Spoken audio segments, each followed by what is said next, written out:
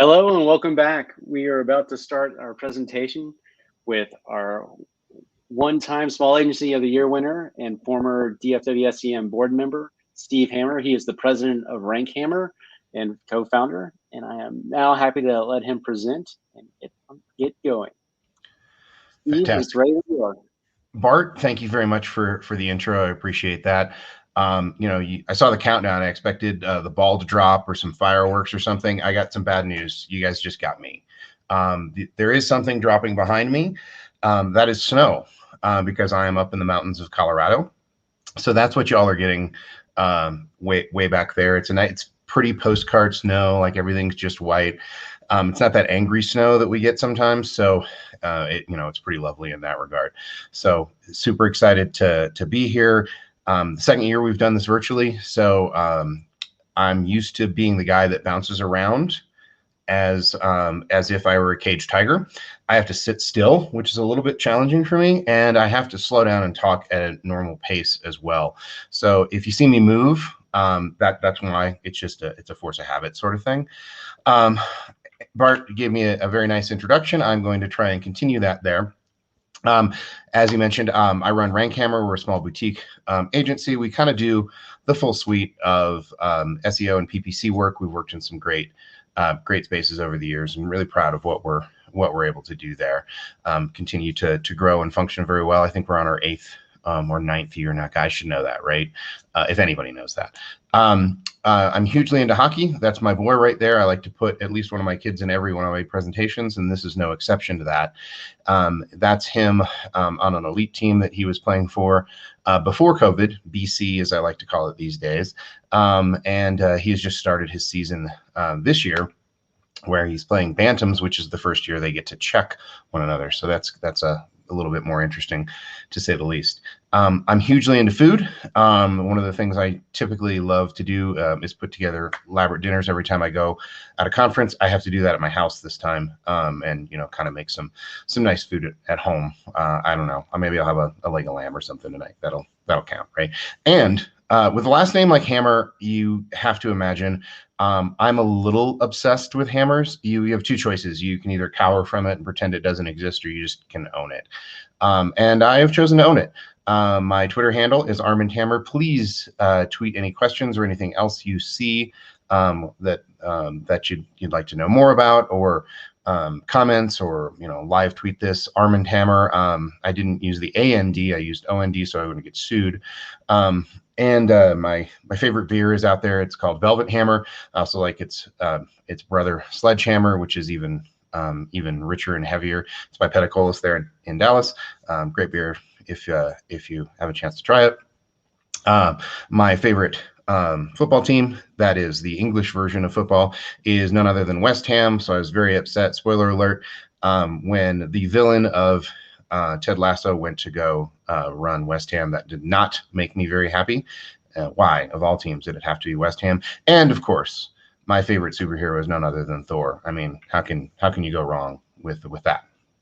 When you talk about messaging and advertising, it really comes down to one thing: getting the right message at the right time to the right person.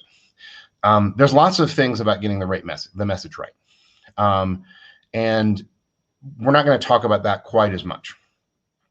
The right time, that's something we never know.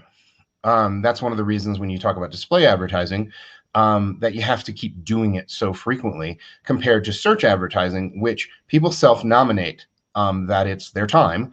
They have a flat tire. They're looking for a repair for that tire. Their air conditioning is smoking, so they know they need to fix it, or whatever else the case may be. And then the right person. That's really what we're going to spend a lot of time about, because I think a lot of us do this part of the marketing power wrong. And it's really where you can do well, and it's particularly important. I see these sorts of things all the time.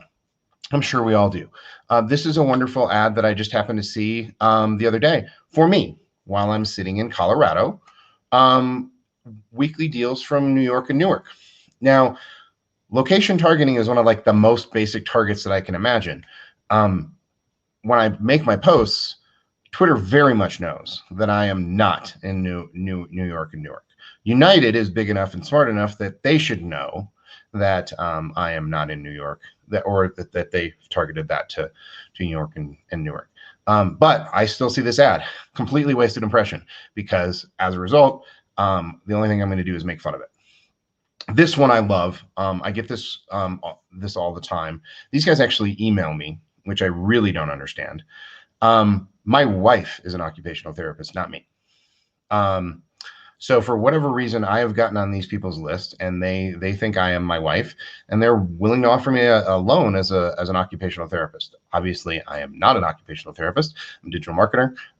And this ad, therefore, again, 100% wasted. We can find thousands of these poor targeted.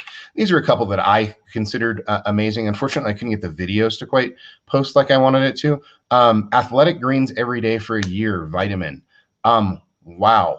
I just said I was into food, and if you could see me, I'm certainly no picture of Thor. I'm the fat Thor, not the thin one. So this 75 vitamins meal replacement idea and everything that's associated with that, they don't know me at all. And I also, in the same session, found this STD test. I have been happily married for 25 years. I'm pretty sure that's really not something that's going to be very good. So targeting can go bad. Targeting goes bad all the time. And there's lots of reasons for that. This was in 2016. This came out that the interest precision for Facebook was about 41% and worse internationally. And detailed targeting, they said, was 18% of total ads revenue. So them getting it right was a really low percentage of doing it. And they even themselves said, we know for a fact our behavior is almost all crap. This was in an article that was pushed out by the Verge, and it's in the Intercept, excuse me, and it's really a big thing. Targeting, even in its best case, can be bad. 41%, 50% of the time, they're showing the STD test ad to somebody like me, 59% of the time, who's been happily married for a very, very long time. And guess what? It's only going to get worse, because that was 2016. This is now. Facebook said the accuracy of our ads targeting decreased. 80% of people opt out of tracking, and thus they don't know anything. People have estimated billions of dollars has been lost in revenue across the major platforms because of Apple's decision to do this, because of iPhone share and the number of people that opt out of it. Interestingly enough, according to this one data source, more people opt in to allow YouTube to track them on the iPhone than the other sources like Twitter and Facebook and Snap. It's also interesting to note that a very small percentage, comparatively, of Twitter is lost. And we'll talk about why I think that's the case in terms of what their targeting settings. Now, where I work an awful lot is in business to business. In business to business, the first thing everybody thinks of relates to our keynote that we just heard from is LinkedIn. That's where everybody thinks everyone goes when it comes to LinkedIn. The reality is about 1.5 billion per quarter. It's pretty significant amounts of revenue that are there. But when you compare that to what is spent on Google, where it's 136 billion a year and growing, it's a really, really small fraction. And one of the big problems with business to business is your ability to target and get good targeting is incredibly important, because showing a business to business ad to a consumer is one of those classic wastes. And there's 10 times as many consumers that may try and do something compared to anything else that's out there. And you have to make sure you're getting your ads well targeted. That's one of the reasons I take targeting so seriously, is because this is a big portion of my market. But the reality is there's a ton of money that's actually spent in business to business online. So if we're successful in it, we can do very, very well. that's something we focused on, and that's really some of the lessons that I think I want to bring across here, where where we're not just looking for a needle in a haystack, we're looking for a string in the needle in the haystack. In some cases, one of my clients is so esoteric, it's a support structure for an installation that's about 15,000 installations worldwide. That's how small some of the target bases that we're going after are. When you get right down to it, there's two very, very, very different users. The consumer user that may be looking for a laptop looks one way. They should see shopping ads. They care about price an awful lot. The business user wants to buy dozens of them and wants support. So if you look at this and you do some searches across, it's amazing in a lot of ways that Google is able to figure this out pretty quickly. Within a few searches, they'll figure out whether you're a business or not. And that ability allows them to put the right ad in front of folks. This was both searches for laptops. Just I did some pre-searches before these. And when you look at that, when you look at what's out there, when I'm getting small business solutions and Dell business laptops and things like that for just laptops, they're smart enough to know what I need to know.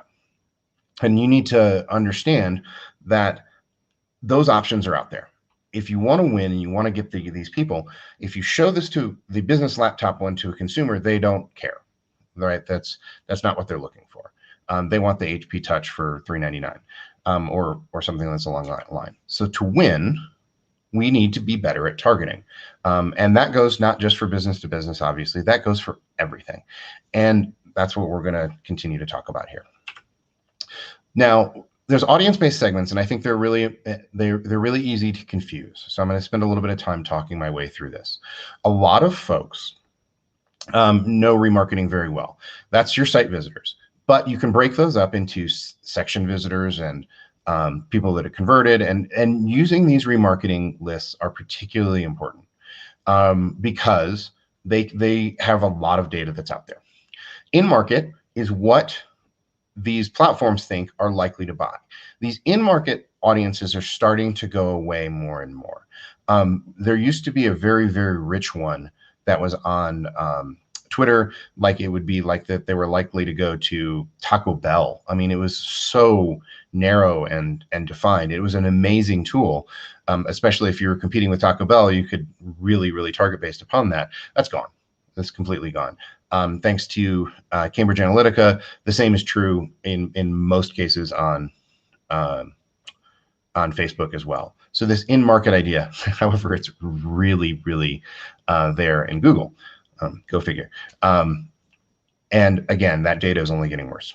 Affinity are things that people like. And this may or may not be accurate, as the Facebook analysis sort of said. 41% is not exactly inspiring, but at the very least, we can kind of know things that are out there. And then the customer match idea, and there's lots of versions of these. These allow us to integrate offline behavior, and this is one of the most important ways that we can win in digital with these customer match audiences. There's some great things about them, and there's some bad things about them. In particular, one of the great things about them are that you don't necessarily even have to have those audience lists. You can purchase a list, upload it to anybody but Google, and use that to seed and find stuff. It's still a third-party data source that you're sourcing this from, but at least you don't have to have that right there in-person sort of things.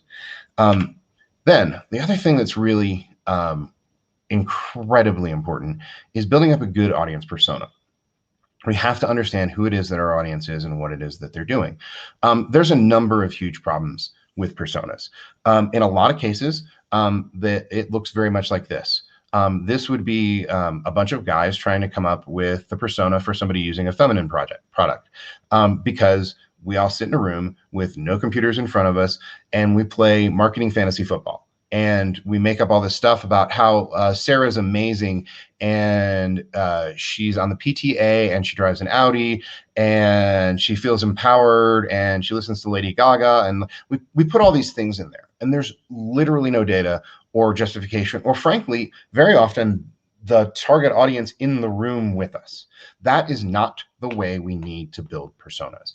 That's the way we come up with, again, marketing fantasy football, and we get steered off the wrong thing. It's cute to say all the things that are out there that Sarah's into for you know, her leggings, that she likes Fabletics more than she likes Lululemon or whatever else the case may be.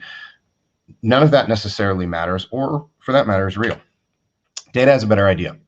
And we have, thanks to digital, a lot of this wonderful data, and we need to use it. That's how to build up these personas in much smarter and much better ways. So I'm going to go over a few data sources to build up these personas. That allows you to build the targeting, because your persona feeds your targeting. We already know who comes to our site. If we have the advertising-based targeting, it's right there in GA. And this, I think, is an underutilized report, the audience interests. Now, what this is, allow me to explain really quickly. On the one side, that's my total users. And then on the other side, those are my converters. So I'm comparing those two to see the things that they're into, so I can make a persona about what people are about. The one thing this doesn't have for me is how many people are movie lovers overall, right? If 7% of people are in the movie lovers bucket as a general rule, and I'm getting 3%, I'm actually under indexing for those folks. If 1% of America fits into that bucket, then I'm way over indexing, and I need to do something about that. So one of the things we have as agencies are lots of other clients.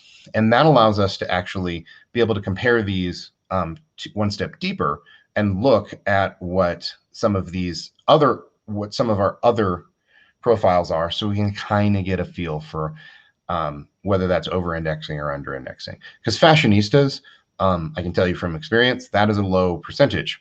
2.61 is actually a pretty high percentage for me to be reaching. So I don't know, for whatever reason, for whatever the site is, fashionistas tend to like it.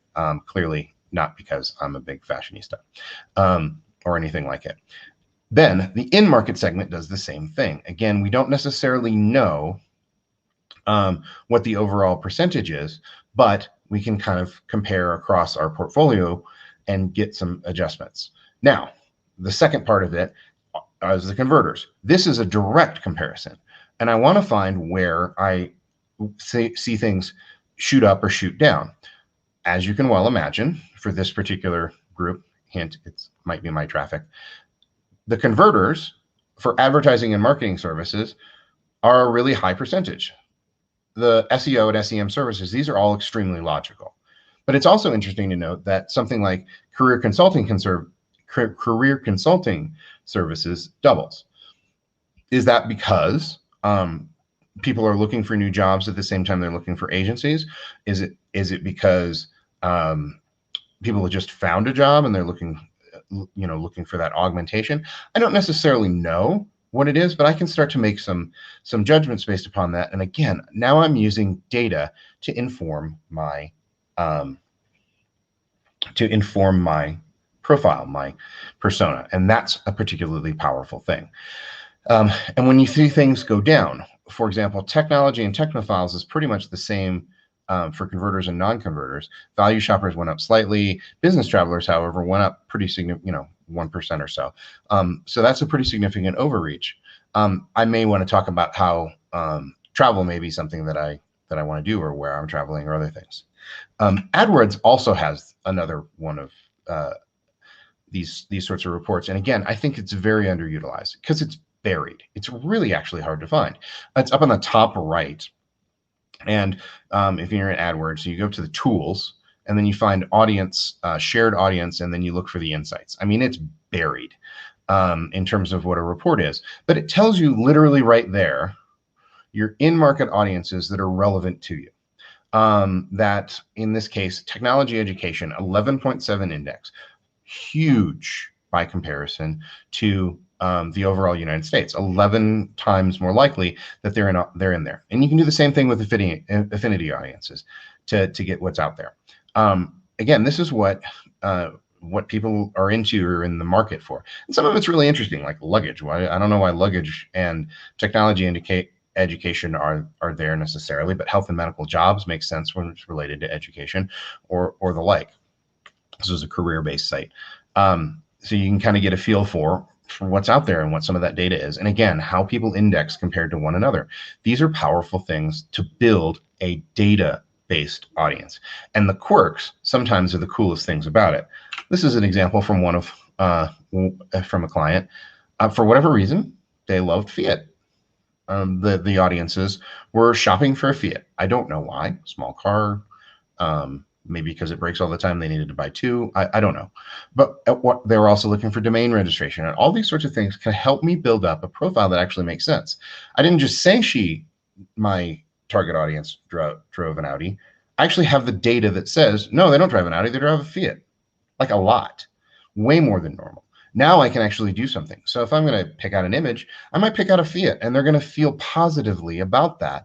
Whereas if you showed me that Fiat, I'd think very negatively about that and all the times it breaks. Sorry if anyone has a Fiat, but reliability is not their thing. Trips to San Francisco or like, so maybe I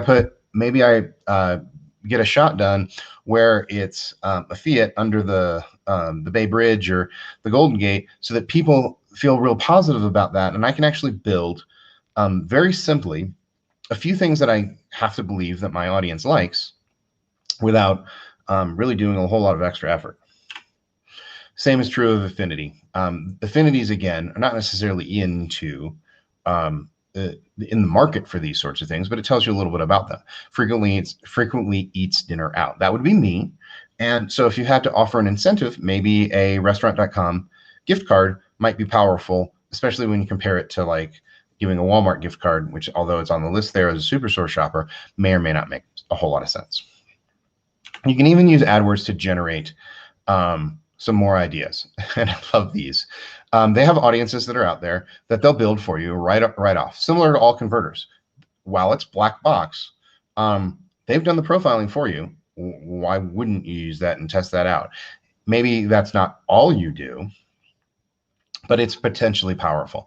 And I love that they give you similar to all non-converters. Why would I want to target those guys? Maybe as a remarketing kind of concept. I'm not really sure. And they'll also tell you what my competitors do based on advertisers like you. Oh, apartments for rent. Maybe I should add that to my lists and the like. Another report you can pull that kind of gets you some of this, and again, this one gets complicated, is a pivot report where you put both the in-market segment and the interests, the affinity categories on the same pivot table. Again, this is in Google Analytics. You can use this report to pull where the interests align with the in-market segment. So in this case, value shoppers and employment, you can see there's a match there, but there's even more of a match for the people that are in market for the software. Numbers are relatively small, but you get the idea here. These are some of the things you can sometimes use to bring across and get good messaging and build up that persona very well by pulling the data out and looking for where these pockets will pop out at you. Another tool I tend to love is SparkToro, a relatively new tool. Rand Fishkin's on this one post-Moz. And one of the things this can particularly do is help you understand how your audience actually talks by looking at what they do in social. And these are the words that they're actually using.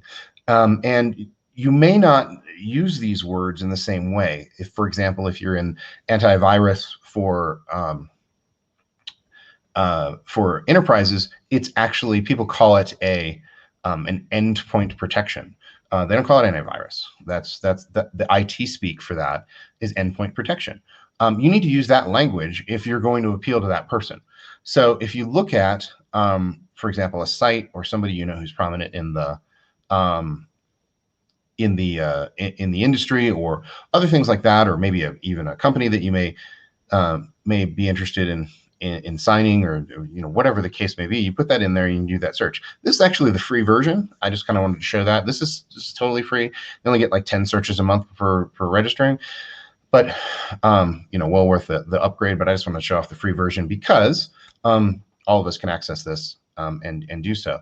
So if, for example, this is IoT Tech News, IoT, Internet of Things, they're talking about smart cities.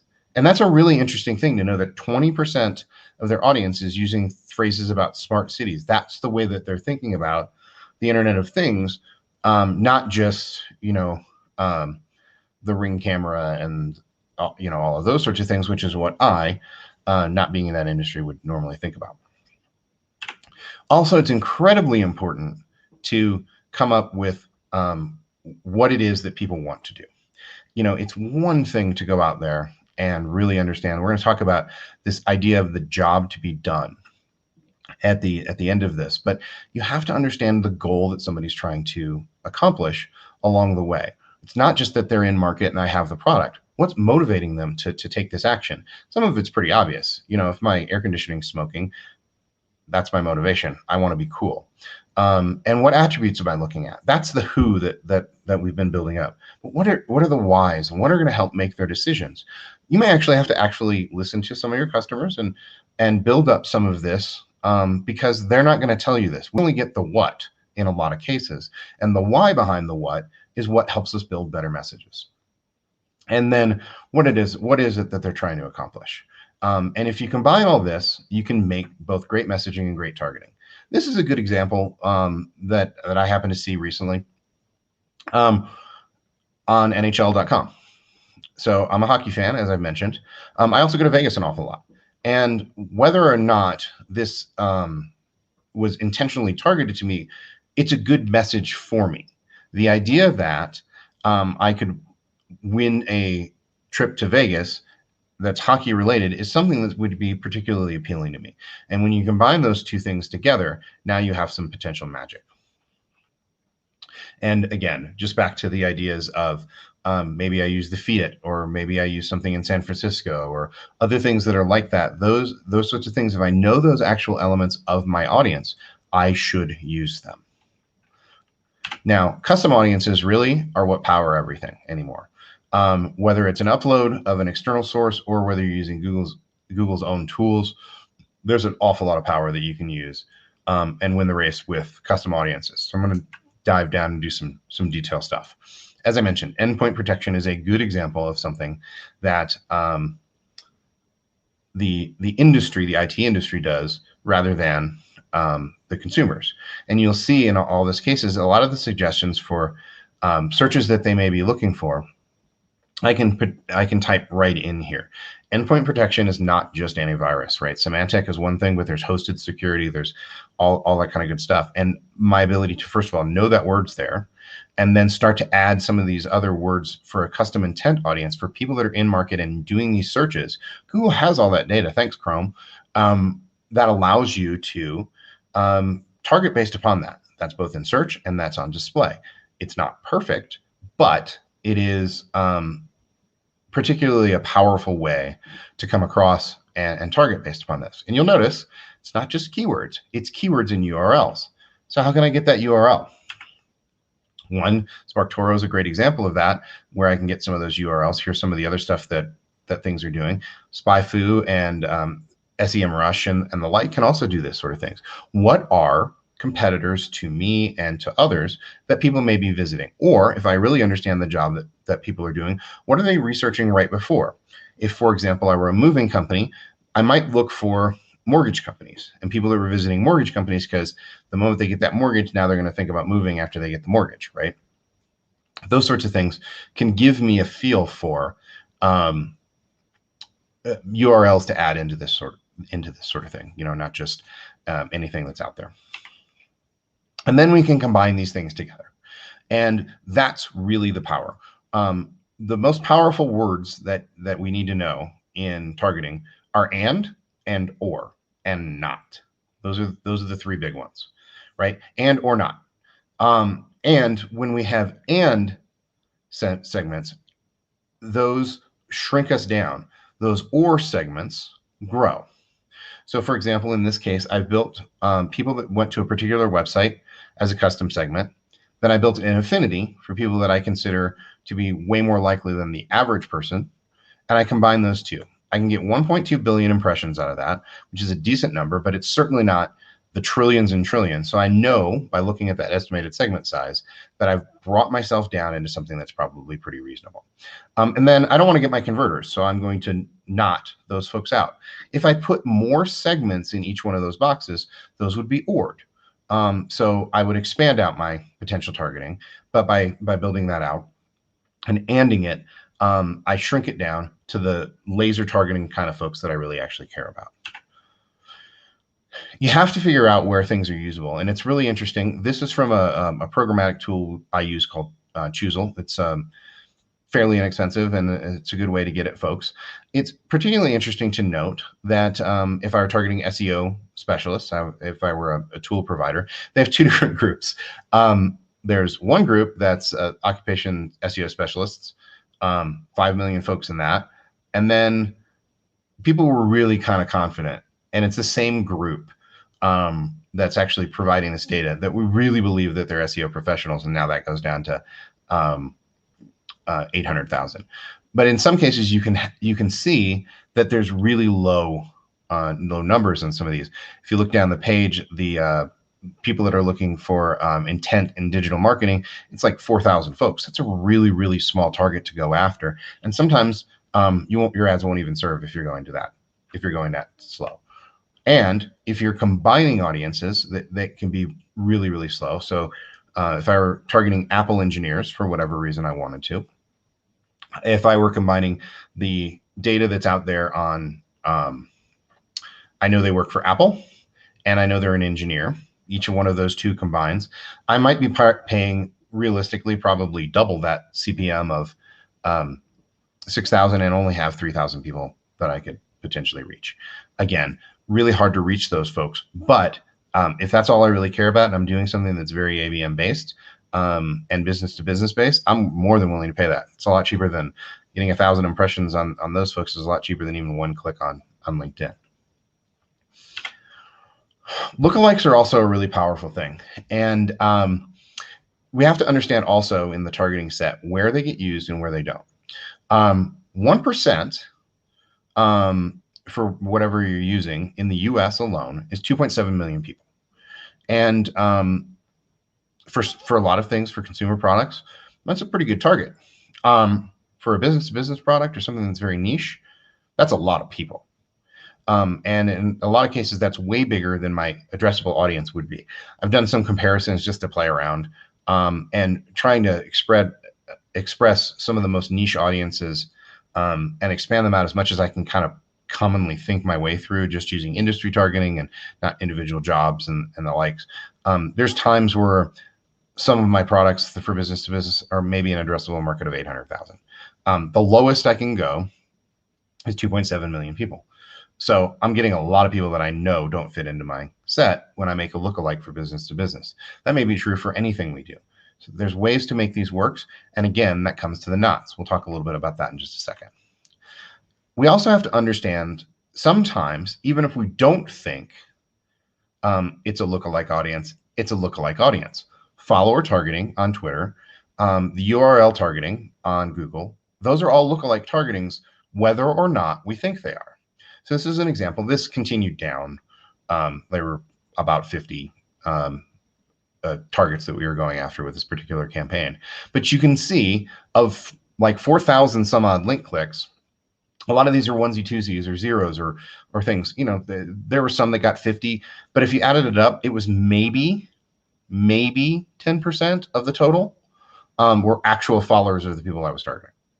So you have to understand that if you're doing something like follower targeting or the URL targeting, it's expanded out for people that are like that, even if you didn't explicitly do it. So we have to start thinking about the second part of personas, which guess what? Time to talk about that. There's a real big problem with personas in the way most of us build them.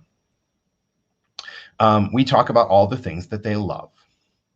And some of the best marketing isn't for everyone. And that's the point of it. I don't really care where you fall in the political spectrum, but I think every one of us knows about this campaign in terms of what Nike did. And it generated some backlash. So the question is, did it work or not? The answer is yes, it did. their sales were up 10% year over year. No, that's not all applied to CAP. Some people are not buying their products anymore, and they're willing to live with that to appeal more to the people who do want to buy their products. If we're building up good personas, we have to think about them in a way that allows us to exclude folks. And I don't mean that in as awful as you might take that. We have to find out the things that they don't like. And that means we got to get friendly with the Venn.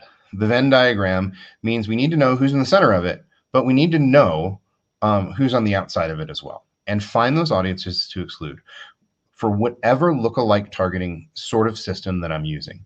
And getting rid of those folks sometimes can be difficult because, well, what if they happen to just stop right there. Great marketing excludes folks. You just have to understand that. The onesie twosie that might be happy with it means you're just wasting a bunch of money. So get comfortable with the Venn diagram, find the people that are out on the outside, find out what your audience hates, just hates, and get rid of that. Whatever the case may be, you can do this. Again, we're going back to our good friend Google in this case. This is Google Analytics, the acquisition and behavior report, and looking at the affinity category. For whatever reason, on this particular site, motorcycle enthusiasts hate me. Well, yes, it's a very small number of folks that happen to come, but every last one of them left really, really quickly. I've sorted this by pages per session. These are the lowest pages per session. If I find anything significant on this group, I might want to find a way to exclude those folks. That's where things can be really, really powerful and allow me to make a message that makes sense to folks. Social gamers, for whatever reason, don't like me, it seems, in this or this site. So get rid of them. Now, we also have to be fearful and, again, really understand where the or targeting comes in. I highly, highly recommend always keeping your audience estimate up on the side so you get a really quick feel for whether you're doing or targeting or and targeting. Because if you add something and something changes, this example right here, if I were targeting the conference AdTech Tokyo, looking for biotech and biomedical and people that are interested in business, that's a really small, very manageable audience. That's probably pretty logical for that. But I got a really good idea. I have this Ted Lasso tie-in that I'm going to do, and I'm going to make this ad, and then I'll talk to them. So I want to find just a subset of those folks. So I'll add Ted Lasso in there. That's what I did on the right-hand side. And you can immediately see that my audience goes up to about 8.7 million. It's pretty clear that every one of those boxes is or targeting, not and targeting. And as a result, if I do that, I'm going to be showing my ad to a lot of folks that like Ted Lasso and not a lot of folks that are really into what I care about. And that difference is something that's particularly important to understand. Twitter is awful with this. Sorry, Twitter. While I love a lot about their platform, and one of the reasons I think it's still successful is the follower lookalikes is an incredibly powerful tool. Build up a profile of those from something like SparkToro, port that over here, get 30 or 40 in there, and it seems to do a great job at finding folks that are really into what you're into. The keyword tool can be really powerful, and the ability to exclude keywords can really get some stuff.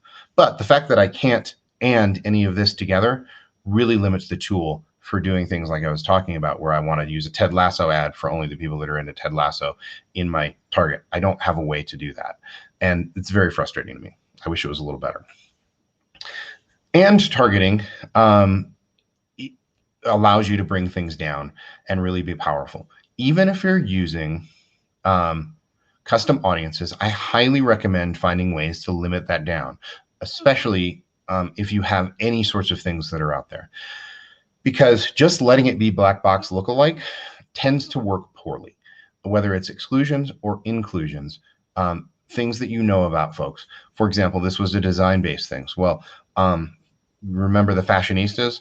We started excluding design based upon the fact that people came to our site, bounced at a rapid rate, and weren't interested in what it is that we're doing. It's super simple. People that are in the industry of fashion design probably aren't into web design either also. So why would you target those folks? So here's one final truth. No matter how good you are at this targeting, very rarely do you have exactly the right setting to do what it is that you want. They're not going to have in market for your sake that you're selling. You have to kind of work your way across it. When it's there, it works, but not always as well as you might think. So here's a case study that we did. We saw our CPA go massively down, and we saw our CTR go up massively because we had a perfect target. It was incredible. However, the conversion rate went down dramatically for that perfect target. They were looking for our product. We had the selected box. We just had to go check. And the conversion rate went down. Didn't understand. So we started to do the job to be done framework and understand a little bit about what it was that they were doing. We went one step up, something that was imperfect. CPC went up a little bit, but our conversion rate just skyrocketed. So believe it or not, even if that checkbox is there, it may not work as well as you might think. Quickly about the jobs to be done framework. The idea is what is it somebody's trying to accomplish? People have done tons of research on this, and it's not always what you think it is. There's both functional things that they're trying to do and emotional things that they're trying to do. If someone went out and bought a nail, they're trying to hang a picture. And they may have bought a nail because it's what their parents did, and they feel very good about that. But you may have other solutions that can do that same, solve that same problem. So consider that, and consider what emotional things you might have to get over. Maybe it's the pain of hitting your hand with that nail and you don't have to worry about that. Or maybe it's scarring your walls if you're renting. If you know those sorts of things, you can make your product appeal to that better because you understand the job that people are trying to accomplish. People that bought a nail don't want a nail. They want a picture home. Secondly, one ugly truth about this, we're going to get back to placements. And placements are becoming increasingly important because the more niche you go, these are some of the best places you can target. If you're looking at IoT tech news, you can look at the other things that people engage with on something like SparkToro. Again, this is the free version. It's even more data if you have the real version. And look at what it is that other people are reading. So Tech Republic may not have been something that's on my radar, but now I can look at what they're doing and possibly find them as a placement because I know that my social folks are engaging with that. It's the right place because the right person is going there. That was the old school of the way we used to do this. And that means occasionally we've actually got to go back and buy direct. Sometimes Google, I know we love being in our platforms, whether it's programmatic or whether it's Google or whether it's Facebook or whatever. Not all of them reach some of our audience. Some of people you can only go direct with. This is a good example. We got to actually pick up the phone and call folks sometimes and buy directly with it, because this, for example, is great for telecom, especially folks that are in that. If that's what you're going after, do it and do it right. So a quick summary of what we talked about. Targeting is never going to be perfect, and it's getting worse. That's just unfortunately a reality and the truth of what's going on right now. You got to know your target and then create better messages. There's nothing wrong with being very direct and letting them know that you know them. This isn't the remarketing creepy kind of good stuff. And we want to build up those rich profiles. That's how we win right now. And we got to include the dislikes. What are things that they really don't care about? And finally, what is the job that they're actually trying to accomplish? And how can we address that in a way to do it? That's the fundamental of marketing when you get right down to it, but it's also the right answer. So with that, I will say thank you, and I appreciate your time. I hope there are some questions. I have not been looking at the chat, but I'm here now. Thank you so much, Steve. That was great information. So again, please put your questions either in YouTube or on our Aventi site. I'll be checking Aventi in case, see if those come up. Again, I loved all the information. And I was wondering kind of when you're talking about, with people opting in, have you heard anything about whether or not people are opting into like TikTok? I think most of those are in the same category. I didn't see TikTok expressly in there, but I did see Snap, and it had the same number as Facebook, where 80% are not opting in. So the targeting is going to get worse on those. The good thing about TikTok and some of the other emerging platforms in general is the targeting is pretty bad to begin with on them, quite frankly. So we're not coming from a state where we really knew an awful lot and now we don't. We're just kind of throwing it up and hoping we hit the right folks. Excellent. And then have you had any thoughts about, I understand Apple's advertising is actually going up. So is there any about how their targeting is going, or how would you go about using Apple? Yeah, lately it's been pretty basic for a lot of the stuff that's out there from what I've seen. But the fact is, if you own the data, you can do more powerful things. And cynically, a lot of privacy sort of things are either to take power away from Facebook because they had so much of it, or because they want the data for themselves, right? The amount of data that Google has on Chrome is amazing. It's as simple as that. That's why some of their targeting ability is as good as it is, and it's gonna be good. There was stuff that was out there. Apple has a lot of data of what we use on our phone, but you're only hitting 40% of 40%, right? Kind of thing. So there's a limit there. Right place, right time. For some stuff, it works really well. For other stuff, much less so. And obviously, app targeting is the big part of it that's potentially out there. I think that I was going to come in wearing this and say hi from the virtual conference, but I decided that joke wasn't funny. And one of the reasons I think Facebook is pushing this kind of stuff so heavily is because they'll control it. This is theirs, right? They want their data back, and they're very angry about that. Agreed. So again, a couple of tools that you talked were SparkToro, and do you know the URL for Choozle? I was trying to look that up. It's choozle.com. Choozle.com. How do you spell that? ZLE, something like that. Okay. I have it bookmarked, but it's like $100 a month. You have to apply and that kind of good stuff, and they'll show you a demo of it. It's not that's the access fee, and then whatever you spend on it from there. But in terms of like programmatic kind of good stuff, it's one of the good things. A lot, and they'll do this too. Sorry, this is programmatic tip. A lot of guys will buy a lot of other low budget programmatic tools, or just buying on Google and selling it back to you at a premium. You can exclude on Choozle. It's one of the big things I wanted to look for. Exclude Google AdSense and the like from the network that they'll buy on.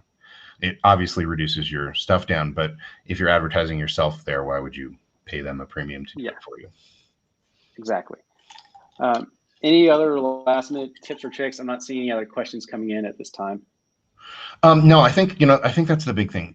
The more data we provide the box with, the better off our targeting is going to be. And that's one of the beauties about building up the really truly rich profiles of folks is you can add all these sorts of things in. No, don't add an or to Ted Lasso just because your people are into it, or Fiat or stuff like that.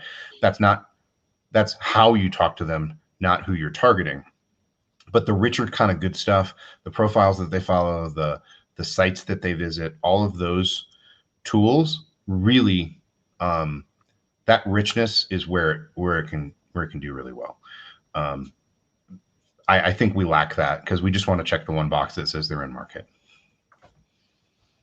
Awesome. Well, again, I hope Ted isn't too tough on your West Ham team, and hopefully next year we'll be seeing you in person in Dallas. Yeah, I know. I'm looking forward to it. It's been 2 years, since we've done this. It would have been a really crazy week, actually, right? Because PubCon, if anyone's going, I'll be out there. Say hi. Is doing their mini conference this week at the end of the week, right? So I would have been doing this, and then I have a trip planned next week. I think my wife would have shivved me by the end of it. So. Well, again, thank you for spending your time. Thank you for all the knowledge that you dropped. Again, we're thankful for your support for State of Search and DFW SCM. Always. Have a great day. Thanks so much. Bye now, Bart. Bye, Steve. Again, we'd also like to take this time to thank Page One Power for being our sponsor for State of Search this year. Please stay tuned. We have next couple of speakers coming up at 11:10. So we'll put that back shortly. Thank you and have a great day.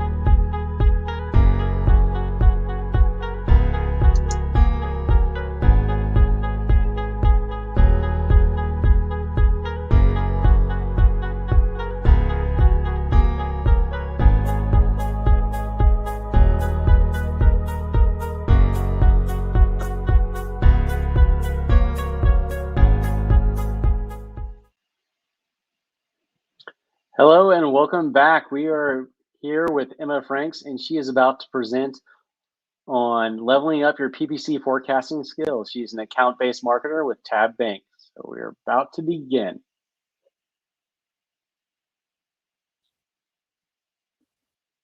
Hi, everyone.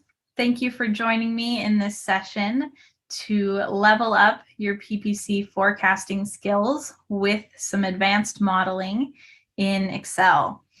This is one of my favorite topics to present. It's something that was a weakness of mine until just a couple of years ago. And so I'm really passionate in helping us become better forecasters and better users of data to strengthen our paid search and our ability as marketers in all revenues avenues. Woo, Freudian there. All right, so we're going to cover a lot of useful material in the next 40 minutes or so, and then I will gladly answer your questions in the Q&A time that we have at the end. If you have questions as we go along, please feel free to drop them in the chat at any time so we can make sure that they get answered, or you can ask when we get to the Q&A if your question gets answered along the way.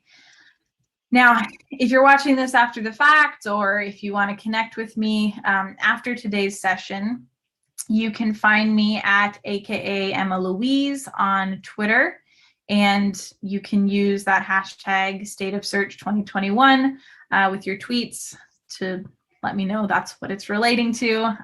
Will help me get an answer quicker, or any other questions that you have, PPC or forecasting or Excel related, go ahead and throw them out. I'm glad to interact with as many of you as are interested. Thank you again for joining this session. Okay, so let's get started. We have a quick roadmap of the adventure that we're going to embark on. First, we'll do a quick kind of orientation so we can get on the same page with regards to our objectives today. Then we have some gearing up to do, where we'll cover some of the foundational theory that goes into the Excel modeling. Just some things that you should know before you dive into the tools that I've provided to you. Then I do have 2 tools that are pre-built in Excel that we'll walk through together, so you can learn and feel really comfortable using those to overcome uncertainty and also forecast growth or quantify potential for growth within search or any other PPC platform. And then finally, I will spend a few minutes at the end kind of reviewing how the outputs from these tools can be used in real life applications to make it easier for you to make the case to your stakeholders. All right, I will get this obligatory credential stuff out of the way quickly here at the front because I know that's not what you're here for. Again, my name is Emma Franks. I am currently the account-based marketing manager for Tab Bank. We are a digital bank that specializes in serving small to medium-sized businesses, as well as providing financial access for individuals and families nationwide. That's TAB Bank, tabbank.com, if you want to find us and learn more. I started PPC back in 2015, which used to make me the new kid at all these conferences, but I guess that's not the case anymore. Time flies. I am not an artist, but you can see my amateur visualization once upon a time of what the app landscape looked like when I first got started in paid search and PPC.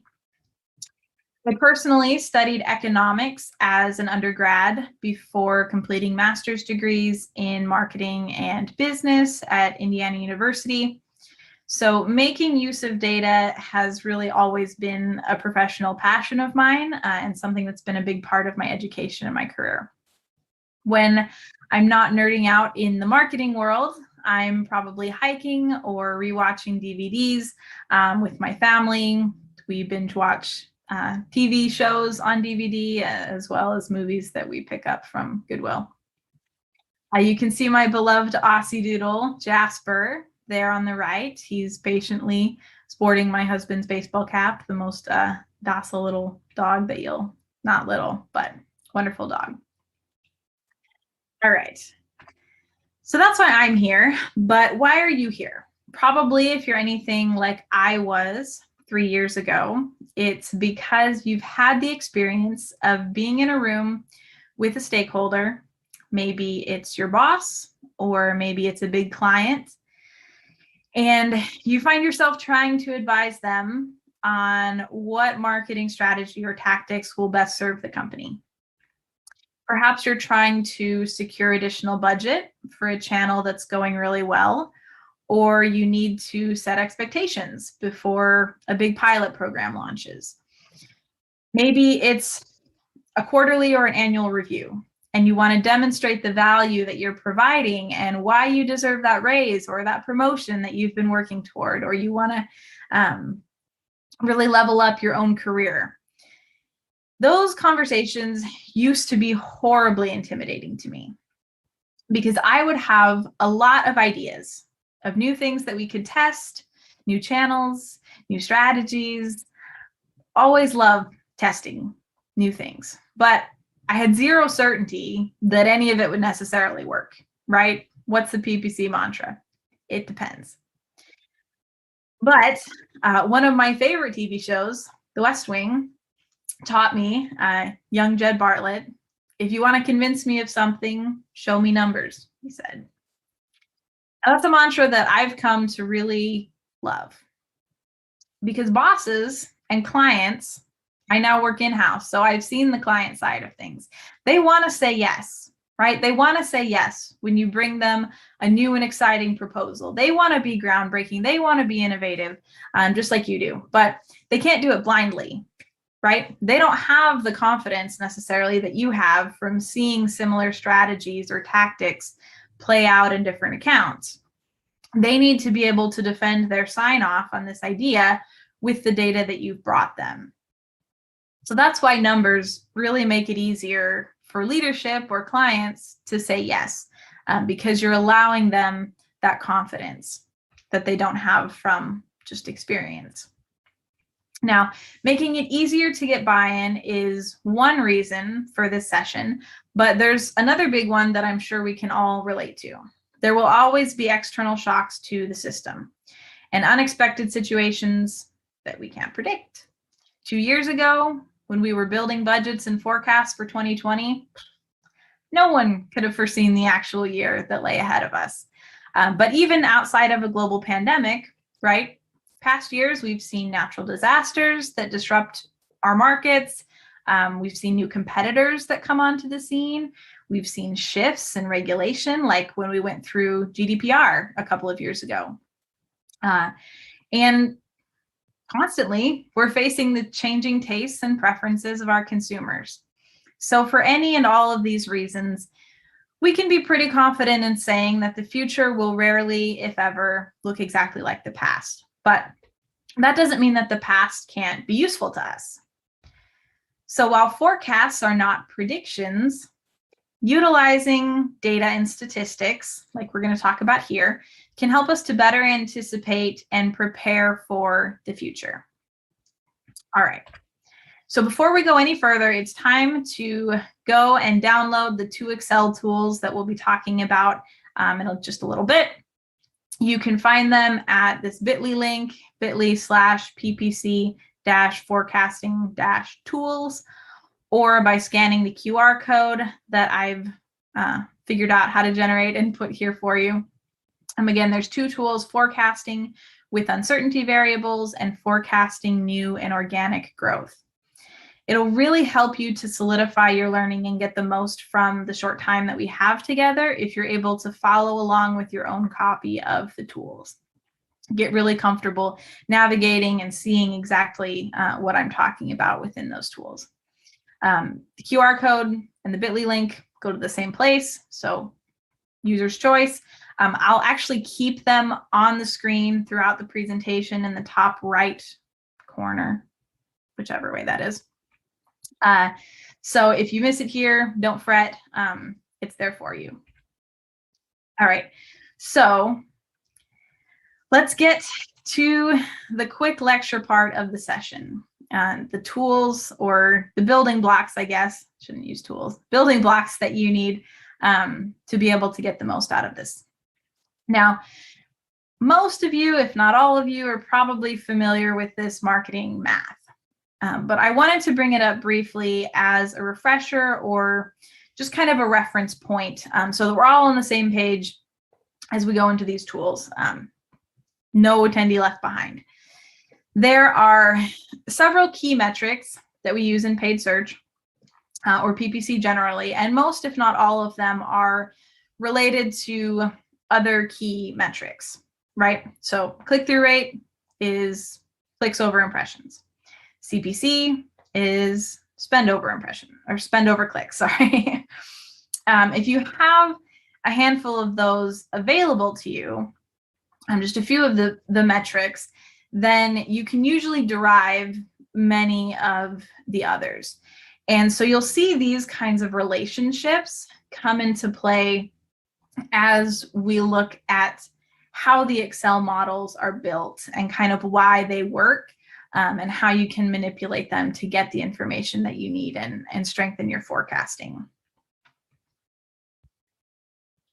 Okay, the second theoretical principle might be less familiar to some of you, and that is probability distributions. If you've never taken statistics, or if it's been a few years and you're a little rusty, that's okay. You don't have to understand all of the complexities of the distinctions between these models to use them effectively here. For our purposes, you can just kind of think of discrete distribution as being less precise. Think of it as a list of situations or scenarios, each that have their own corresponding likelihood of occurrence. Different potential future states.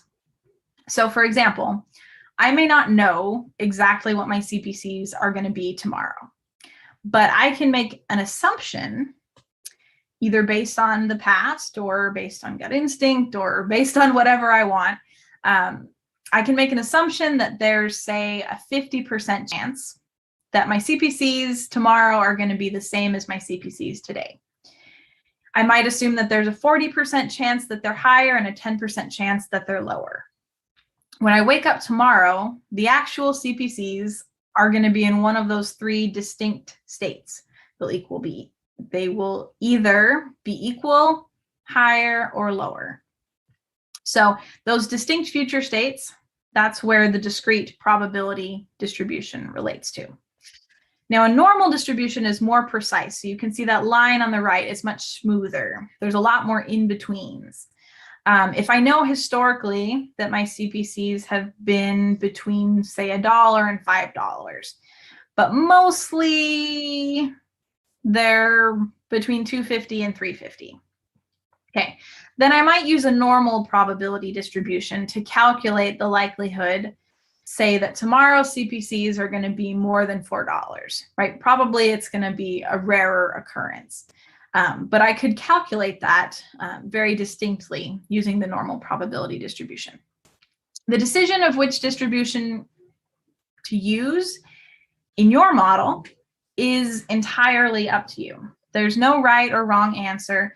And in general, I prefer a normal distribution if I have historical data available and I think that the future state will probably be similar to the past. So even if I've seen increases or decreases in my CPCs throughout the year or throughout the month, there's not really steady increases year over year, and there's nothing, super dramatic happening. It kind of hovers around the same general area. On the other hand, if I don't have good historical data available, or if I don't think that the future is going to resemble the past, then I would favor a discrete probability. And so, maybe if I've been seeing a steady increase in my CPCs or a very sharp increase, then I won't be as confident that the future is going to look anything like the past, because already the near term isn't looking like the past. Now, with those two quick slides, you've got all the theoretical knowledge that you need to be successful in modeling. You may not believe me, but we'll go through these tools and it'll all make sense. Due to the limits of time, I'm going to touch very briefly on how the models are built. I've designed them so that you can just jump right in and start using it. But if you want, you can reverse engineer more of the theory and the how by looking at the formulas. They're all visible to you if you want to, learn it all for yourself. With the information that I just covered, you should be equipped to use the tools with customization. So if your particular use case doesn't fit one of the pre-built scenarios that are in the tool already, the things that we just covered are the building blocks. So as we walk through, you'll be able to see exactly where and how you can customize that to meet your needs. Okay, so go ahead and open the uncertainty forecasting tool if you haven't already. Again, if you haven't downloaded this, the link is there in the top right corner. You'll notice that the first tab has instructions for how to use the tool. I built it this way so that you can come back to it anytime in the future for a quick refresh. It should hopefully be very user-friendly. Of course, I'm open to any feedback and suggestions if there's a way that I can make it easier for you to use. There are 6 other tabs in the file, and the table on the instruction sheet is going to help you determine which one of those tabs is the best to use for your particular scenario. Specifically, it will let you know what inputs are needed to calculate a given output using a selected probability distribution. So you will immediately notice that this is not a comprehensive list of possible input-output distribution combinations, but it should be enough to get you started and to help you familiarize yourself with the tool and with the model so that you can adjust for other scenarios as needed. All right. Each scenario tab follows the same 5-step process to get you your end result. So I'm going to go through those steps individually, and this is how the model is built. It should all make sense at the end. You'll be amazed at how easy it is to understand. I hope it's easy to understand. But the first step is to build the model using static values and marketing math, right? It's already coming back to us. You want to make as many cells as possible within your model be formula cells that rely on relationships with other inputs. So in other words, we're trying to minimize the number of static input cells or independent variables in the model. At the very least, you will need a desired output cell, one desired output cell that is a formula based in some way on some static value. It may be a formula based on a formula based on a formula based on a value. But you can test the relationships that you've put in place work by changing the placeholder value, any of the placeholder values you have, and making sure that your output cell is also changing, and it's changing in the way that you would expect it to for that given change in your input. All right, so this is very important to build your model with static values first before you put in any uncertainty, because you got to make sure that these relationships are correct. Once you have that, the second step is to define your uncertainty and put it into a table that you can reference.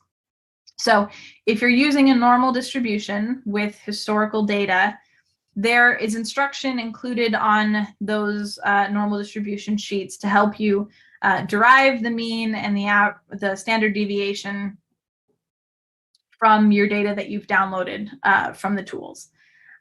Hopefully that's very clear and very easy, and you may even know how to do that without consulting the instructions. But If you're using discrete distribution, it's a little different. You'll notice there's a table there, and you have probability of occurrence, and then in this example, CPC change.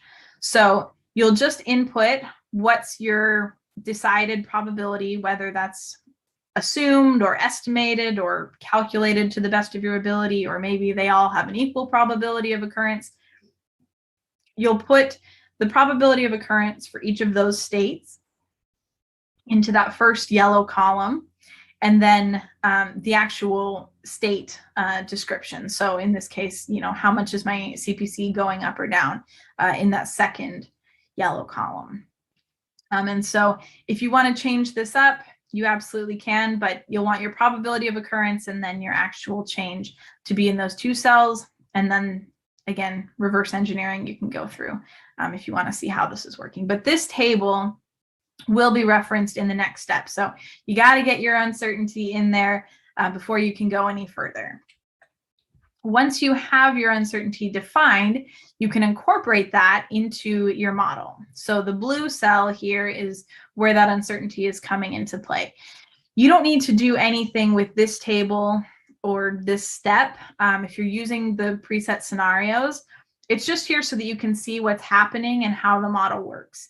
If you're making tweaks to the model, you'll want to make sure that the model and the relationships in this step are the same as the relationships in your first step, right? So if you make any changes to the structure of the model, you'll want that reflected when you input that uncertainty variable. Now, I just included this so you can see what's happening and how the model's working. The formulas, which you can see on the screen here, that are built into the sheet are using the rand function. And this generates a random number between 0 and 1.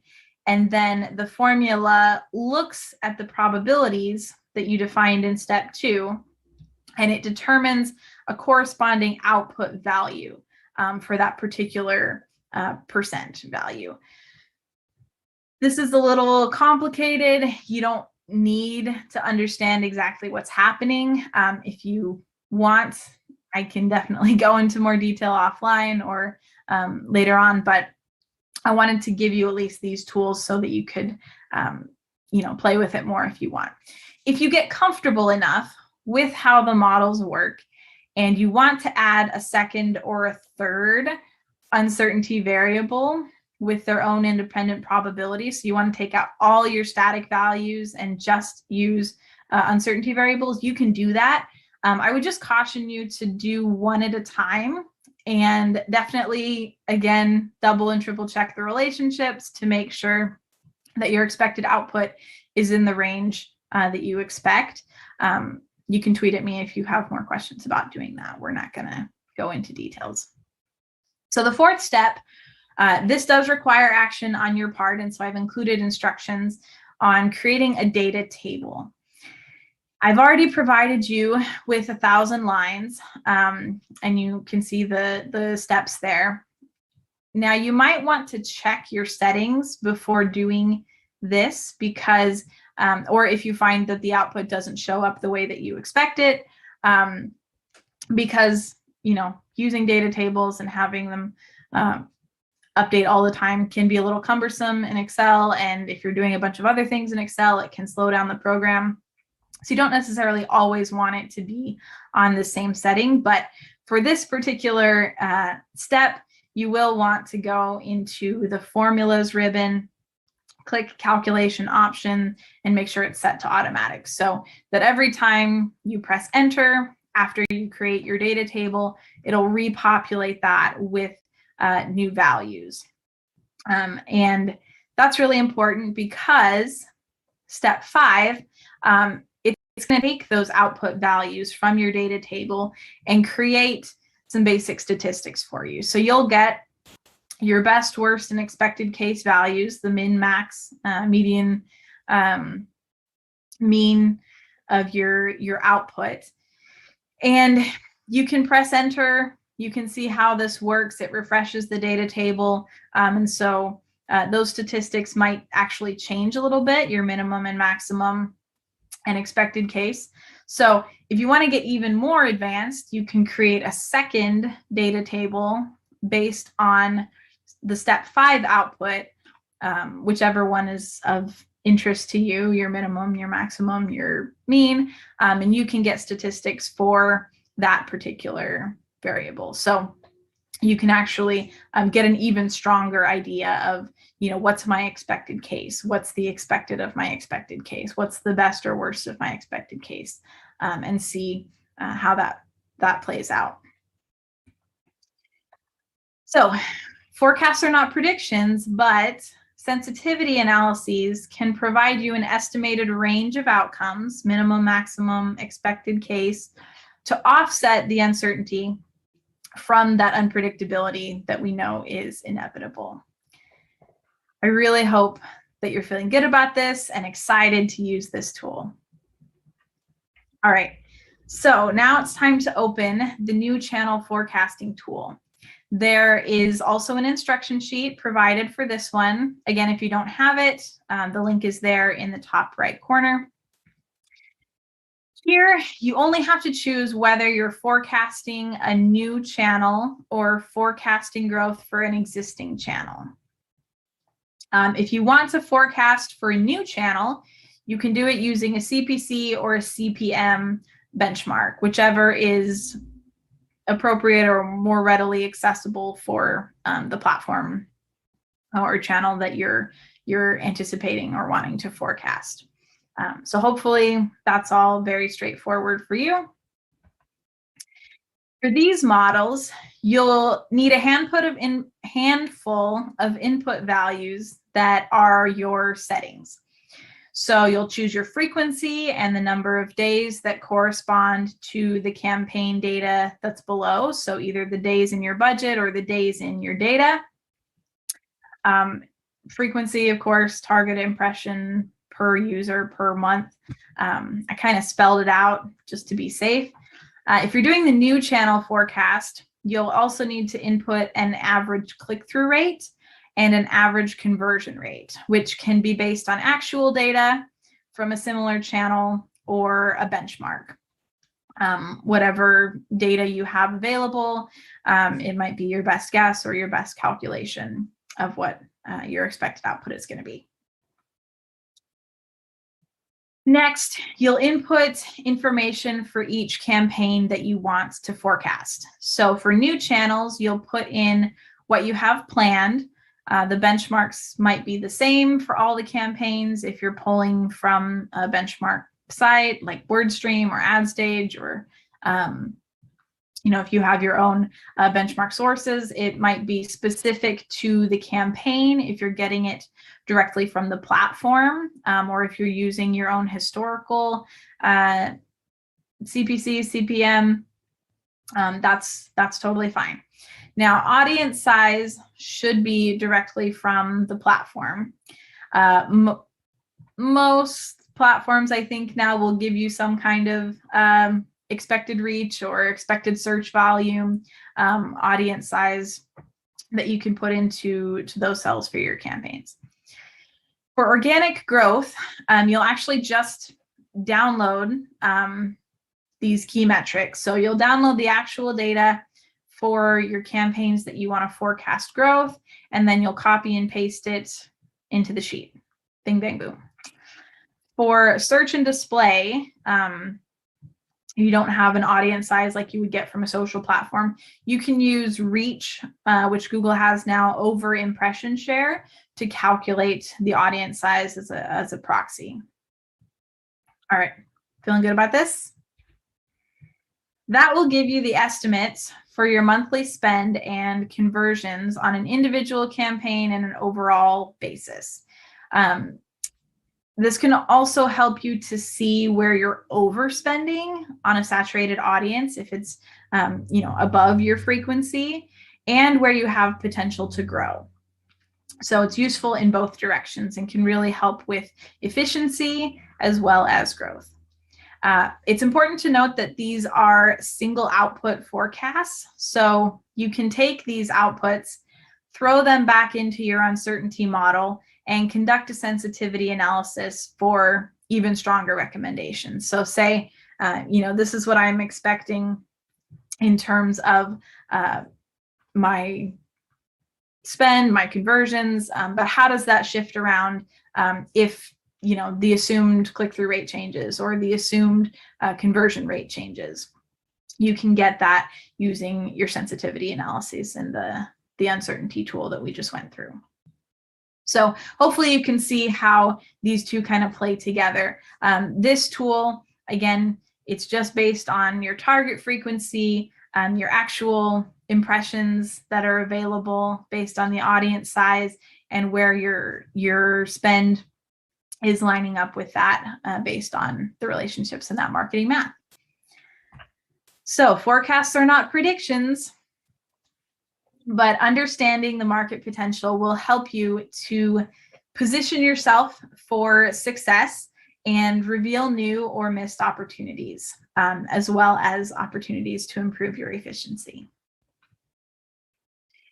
So bringing it all together, I want to just kind of quickly go through this simple visualization of how I like to approach strategy or budget proposal presentations, and something that I found works really well. So remember that data by itself is lifeless. The story that the data are telling is what gives it life. So you can think of it like an episode of your favorite TV show, right? The cold open is your hook. It's the setup for the rest of what you're about to say, and it's what makes the viewer want to keep watching. It's what gets your audience interested.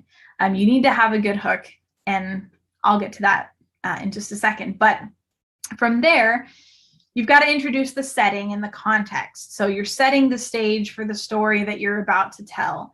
Any background information that's important to note.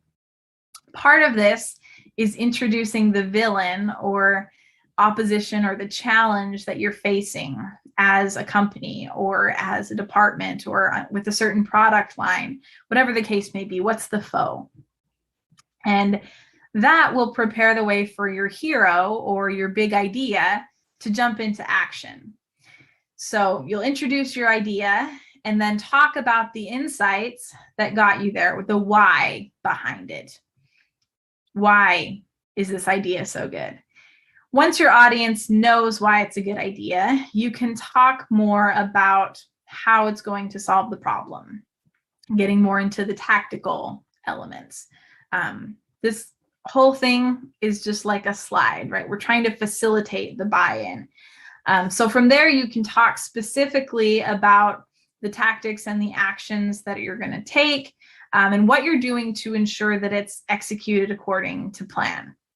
So it's also a great place, once you've gotten into, here's what we want to do, talk about the potential risks that you foresee and what you're doing to mitigate that. This is where you can talk about uncertainty, right? What are the elements of uncertainty that might interfere with the plan or with the expectations that we have for the strategy that we've just proposed? Once you talk about what you're doing and how you're doing it and what you're doing to, mitigate all these risks, be sure that you share the expected results. That should be pretty easy given the tools that we just went through. You now have all this great data telling you what your forecast actually is. Place that result right before the ask. I like to put what I call the promise before the ask, because it's a whole lot easier for your audience to say yes, whether that's your client, whether that's your boss, whatever decision maker you're talking to. It's easy for them to say yes if you've just reminded them what you're giving them in exchange.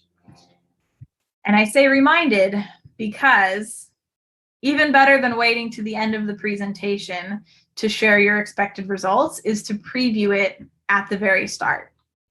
Personally, I found very few hooks that are as interesting or compelling as just stating exactly how much new revenue I'm going to bring in with whatever I'm proposing. If someone comes to me and says, I want to get you $1 million in new revenue and it's only going to cost you this fraction of that, I'm listening. Yeah, I want to hear more. I want to hear how you're going to do that.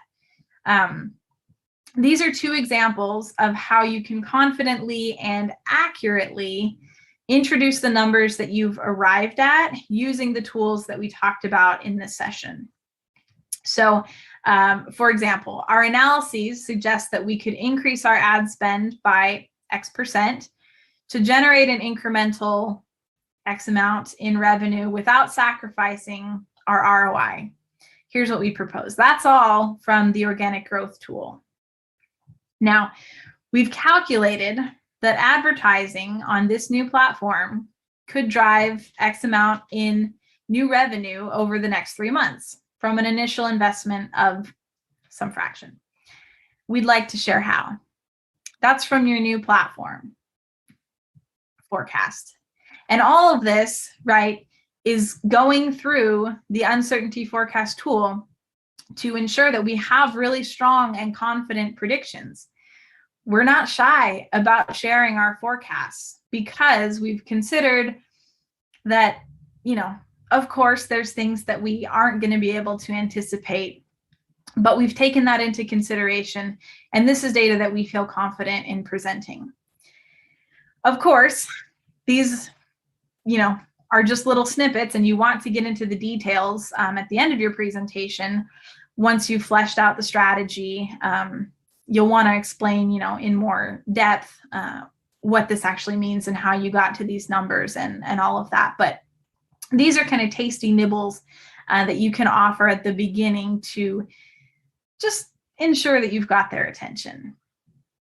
So I hope that you're feeling great. I hope you're feeling confident. I hope that you take these tools and the information that we've covered in this session and go become the hero of your own organization.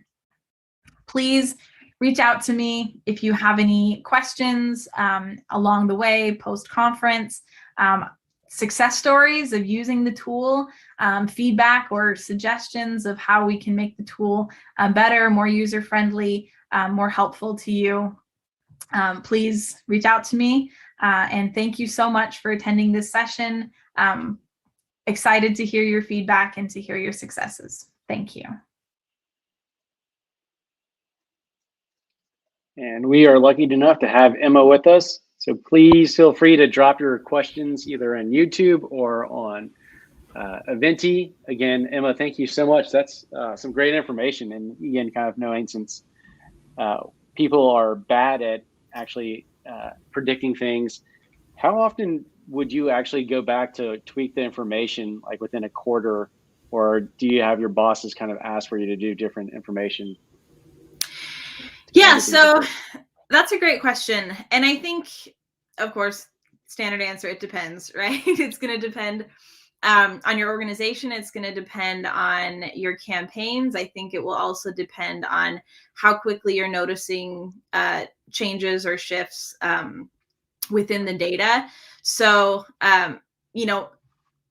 for sure, I would say this is something that I would do anytime I'm making a new recommendation. So, when I was still on the agency side, we would have quarterly business reviews with all our clients. And so that was kind of a typical time that we would go through and reassess how things are doing. And so that made a lot of sense for us, quarterly to reevaluate and see how things are going. Now that I'm in-house, I am working with things all the time and have more of that open line of communication to the stakeholders. And so for me, it's more of a flighted approach. So we'll have like specific campaigns that we're working on or specific initiatives. And so anytime we're ready to start a new set of tests, that's where it'll come in for me. Obviously, budget season, we're in the middle of right now, kind of coming to the end as we get ready for the new year. So that's another area where I like to use this. But for me, it's helpful just to kind of set expectations. I said multiple times, forecasts are not predictions. And that's something that I try to communicate a lot with whoever I'm sharing the data with. And so I won't just say like, this is the number of conversions that we're going to get, but presenting it as part of a range. Like, here's the expected case, here's, the best case, worst case, and presenting it within that framework typically helps them to feel more comfortable saying like, yeah, let's go ahead with this test. Here's the sign off, here's the budget approval or whatever the case may be. Because they could see, even in the worst case scenario, we're still confident that we're going to break even on this. It's not going to totally tank everything that we're doing. So one question I actually kind of had when you were mentioning that is, do you actually do this for multiple campaigns that you might be doing within Google Ads? So if you have different campaigns with different targets, do you kind of roll, I guess, forecasting up for the different campaigns into one, or each kind of separated? Yeah, good question. So I prefer to do them on kind of a campaign level in the cases where there are distinct campaigns, right? So tactically, if we have several campaigns that are part of a larger umbrella initiative and we've just segmented the campaigns, by geography or, tactically we've made that decision, but it's still part of really one big marketing campaign or initiative, then those I would probably forecast all together, just because my stakeholders are much more interested in the high level. Like, they don't care which campaign A, B, or C is, driving the majority of the growth. They just want to know what's the bottom line. So I do kind of a combination, like we saw in the organic growth tool. I have it broken down by specific campaigns, so I can see, based on the audience that I have for this campaign, this is the one that has the most potential to grow, or this is where, we're kind of at a saturation point and I should probably pull back and reallocate some of that spend. So I do them in combination. But when I'm actually reporting it to like my higher ups, I typically will roll them together. Even if I calculated them individually, I'll kind of put that into an aggregate number that I then present in the actual forecast presentation, because that's what they're most concerned about is the bottom line. So what would be like the next tool that you need to use, like after you've kind of done the forecasting and gotten all this general information? What's the next step, kind of? That's a good question. I guess I haven't gotten to making a third tool yet, but I think that probably the next step would be a tool for tracking, right? So, we have all this predictive forecasting, and you kind of, I think we're getting at this with your first question, right? Of taking the actual data then and comparing it to the forecast and evaluating, what's our percent deviation from the forecast, and can we use that to then make our forecast stronger? And I think that there's a lot, this is great because it's giving me ideas, but there are ways that you could use that then to derive your probabilities, right? That then feed back into your forecast. So if you're noticing a trend in how your actuals are deviating from the forecast, then you can put that into your uncertainty variable to actually improve the accuracy of the model. Excellent. Well, I'm not seeing any questions in. I'm guessing people might have started heading off to lunch. Again, Emma, thank you so much. Again, great reference to the West Wing about show me the numbers. And again, thank you so much for introducing us to this tool. And I'm sure people can reach out to you if they have any questions. Yes, thank you so much, everyone, for joining. And like I said, tweet me anytime. I'm always glad to nerd out about this stuff. So thank you for having me. Thank you so much, Emma. You have a great day. You too. Again, thanks everyone, and thanks to our sponsor, Page One Power. Again, it's going to be time for our lunch break. We're going to be coming back at 1 p.m. and we'll have speakers in both Page One Power and in the Brazos room. We'll have Adam Reamer and affiliate programs and how to scale programs and remove fraud. And then we'll have in this room in Brazos, Ken Hutcherson of Hutcherson Law talking about copyright issues for digital marketing. So again, enjoy your lunch. See you back in an hour and have a great day.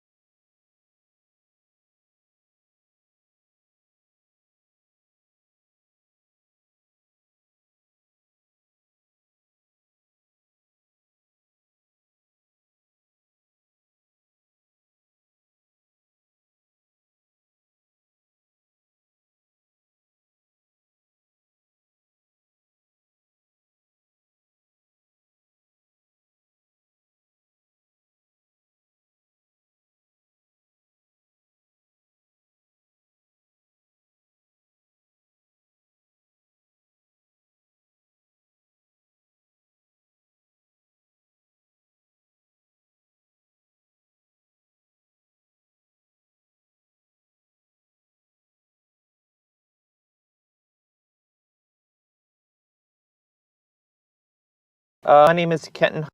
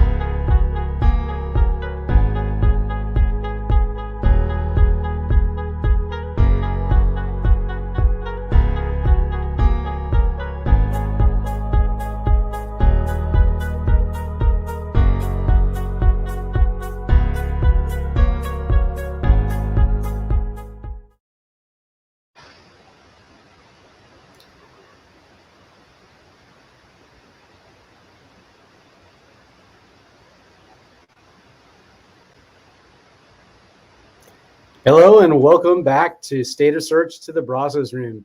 We'd like to thank our main sponsor, Page One Power. And again, we're now about to listen to Kenton Hutcherson of Hutcherson Law talk about copyright issues for digital marketers. Again, enjoy the presentations. Here we go. Hello, my name is Kenton Hutcherson. I'm an attorney in Dallas, Texas, and today I wanted to talk to you about copyright issues for digital marketing. This is for the State of Search Conference for 2021. I'm sorry I can't be there live. Actually, it's when the conference was scheduled, I actually had a deposition scheduled for that day, so my apologies. But without further ado, we'll kind of walk through the slides. That's me, just so you can see. That's my picture. My name is Kenton Hutcherson, and I have my own law firm called Hutcherson Law. I named it after myself, and we are on the internet at hutchersonlaw.com. We are a small litigation boutique. We focus on internet law, and we have three main practice areas. So we do a lot of internet defamation, we do copyright infringement, and we also do invasion of privacy. And the invasion of privacy stuff is really focused on what's called revenge porn, which is where you have a couple, they share intimate photos or videos with each other, they then break up, and then one of them posts that content online in an effort to get revenge and hurt the other person. It's a horrible thing. It's happening more and more. And the good thing is there are laws that have been brought forth to kind of address the issue. And so we help victims of revenge porn in that situation. Yeah. Well, we're going to make a quick change and actually have Kenton be able to present live. So Kenton, again, thank you for joining us. And we got the introduction of your video. And once you, Great. do you have slides you're going to present, or? I do. Let me see if I can share screen.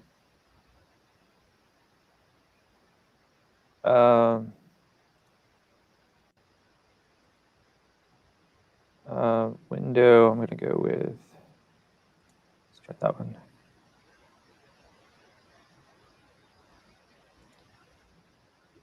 Okay, can you hear me okay?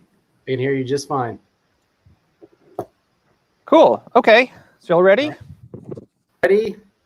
Here you go. All right, well, hello everybody. My name is Kenton.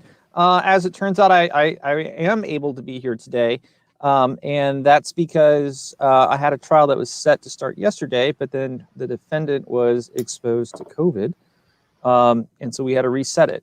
And so, yeah, let's see if that works.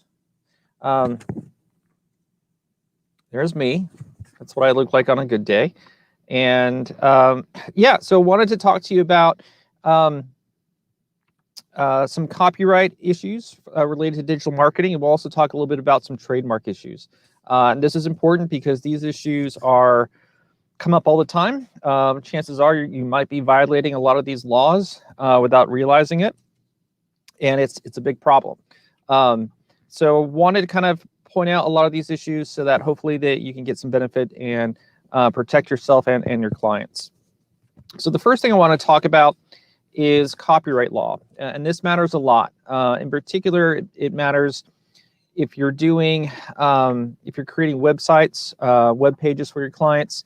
If you take images or video or even text from another website and you put it on your website as your own, you can be infringing somebody's copyright, and that's a big problem because you can get sued. We sue a lot of people all the time for this very thing because people, it's very, very easy to copy material from somebody else's website online and then just stick it on your own website. And you may be thinking that you're doing it, as fair use, which is an exception to copyright, but fair use is a very misunderstood notion of copyright. And chances are, if you think it's fair use, chances are that you're incorrect and you're actually infringing somebody's copyright. So as far as kind of like an overview, wanted to kind of talk about what it's like if there is a copyright infringement case. So real quickly, there's two types of consequences. The first type is if the copyright holder registers their copyright prior to the infringement occurring. And the second type is if they don't register the copyright prior to the infringement occurring. So in order to bring a case for copyright infringement, the plaintiff or the copyright holder has to register their copyright with the U.S. Copyright Office. And that's simply just to file the case.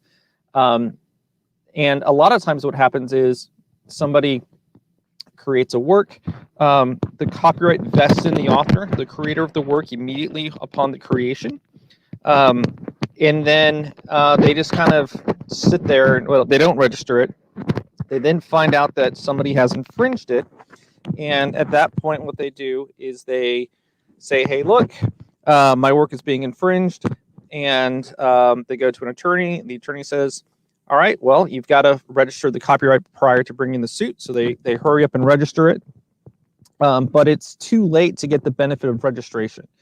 And the benefit of registration is that you get, well, I guess we'll get to that. But if it's not registered, here's what you can recover in a copyright infringement case.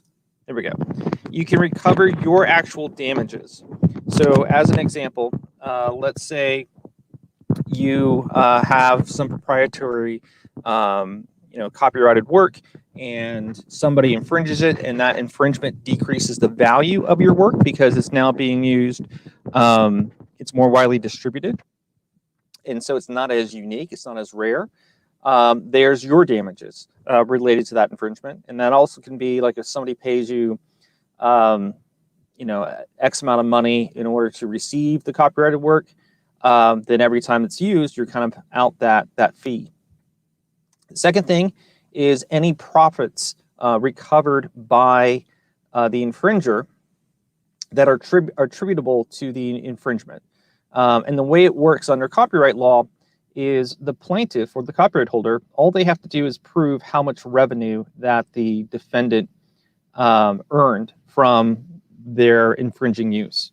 The burden then shifts to the defendant, the infringer, to prove their expenses, and then also any elements of profit that are not attributable to the copyrighted work. So an example will be, let's say there's a web page that has advertisements on it, and they use a copyrighted photograph or image on their page, and they generate, let's just say, $1,000 of revenue.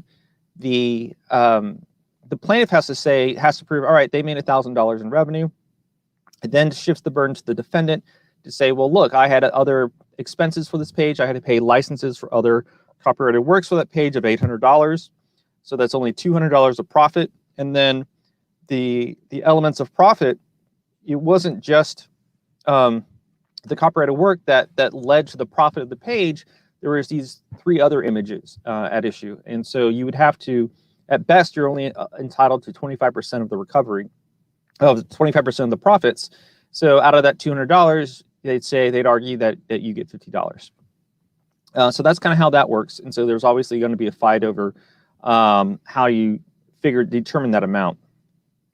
But that's it. That's all you get. You just get your damages and any profits that are made by the infringer. If your work is registered prior to the infringement occurring, it's much better. You get your damages, the profits made by the infringer, or you can get statutory damages of up to $150,000 per work infringed if it was willful. The normal statutory damages range between $750 up to $30,000. And then if you prove that the infringement was willful, meaning that they knew that the work was copyrighted and they infringed it anyway, you can get up to $150,000. And then the other thing here I was going to point out is the per work infringement is important because you can register works as a collection. If let's say you have a collection or let's say you register your website, and there are, let's say, 10 web pages on the website. You register it as one collective work. If somebody copies the website, all 10 web pages, then that's considered one work because you registered as one work. And so you're only entitled to one statutory damage within that range. However, if you were to register each web page as a separate work, if they copy all 10 web pages, you have 10 different statutory damages that you can get as opposed to just one. So those are kind of some distinctions that are important. The other one, and this is really important, is the copyright holder is entitled to recover their attorney fees. Copyright law favors plaintiffs and copyright holders to a very large degree. And so if you have your work registered prior to the infringement occurring, then you can file a suit. You can get your statutory damages because sometimes proving damages under just based on your damages or the profits of the infringer can be difficult, right? Because you're particularly like the profits of the infringer, that can be hard because they're the ones that are in control of that evidence. They're always going to attribute everything to something else. And then as far as your own damages, you don't know who decided not to, license something from you because they got it from this competitor for free or, something like that. So damages can be difficult to prove in a copyright case, which is why, you're entitled to statutory damages plus the attorney fees. And so if you're the plaintiff, the way that the incentives are aligned in copyright law, you have the incentive to bring your case, to enforce your copyright, and to settle on your terms. Because If the case doesn't settle early, your attorney fees are going to just increase, and you are going to be in a position where the defendant now owes you not just your damages or your statutory damages, but an increased amount in attorney fees. So that's really important. The upshots of this are a few things. You need to kind of learn how to protect yourself. And I'll kind of show you how to do this on the plaintiff side and the defense side. So if you are a copyright holder, meaning that you or your client has created intellectual property that is copyrightable, either images, videos, text, designs, things like that, you can register your copyrighted work with the U.S. Copyright Office. It's not a very difficult thing to do. There's various registration fees, but usually it's like $70 to $100, and you can register it. And what that does, when you register it with the U.S. Copyright Office, that kind of provides the world notice that your work is registered. And so if somebody chooses to infringe it, they've already been placed on notice. Now, what you will find sometimes is, if somebody's looking to use a certain piece of work, they can always go in and check the U.S. Copyright Office to kind of see if it's registered. It's not the easiest thing to do because sometimes, if you don't know the author's name, you don't know the title of the work. My name is Kenton Hutcherson. I'm an attorney that's me. In Dallas, Texas. What's going on? Are we okay? Did y'all hear that? Well, I can't hear anybody. But I just heard. Sorry, that was me. I was trying to get the slides in the background because we're not seeing them advance. You're not seeing the slides? They're not advancing. They're not advancing. All right, hold on. How do I fix that? Okay, it looks like they just moved. So you're seeing this. Yes. Let me change. All right. Well, thank you for letting me know. Let's go here. I'm going to stop this share. I'm going to share again. I'm going to share my. I'm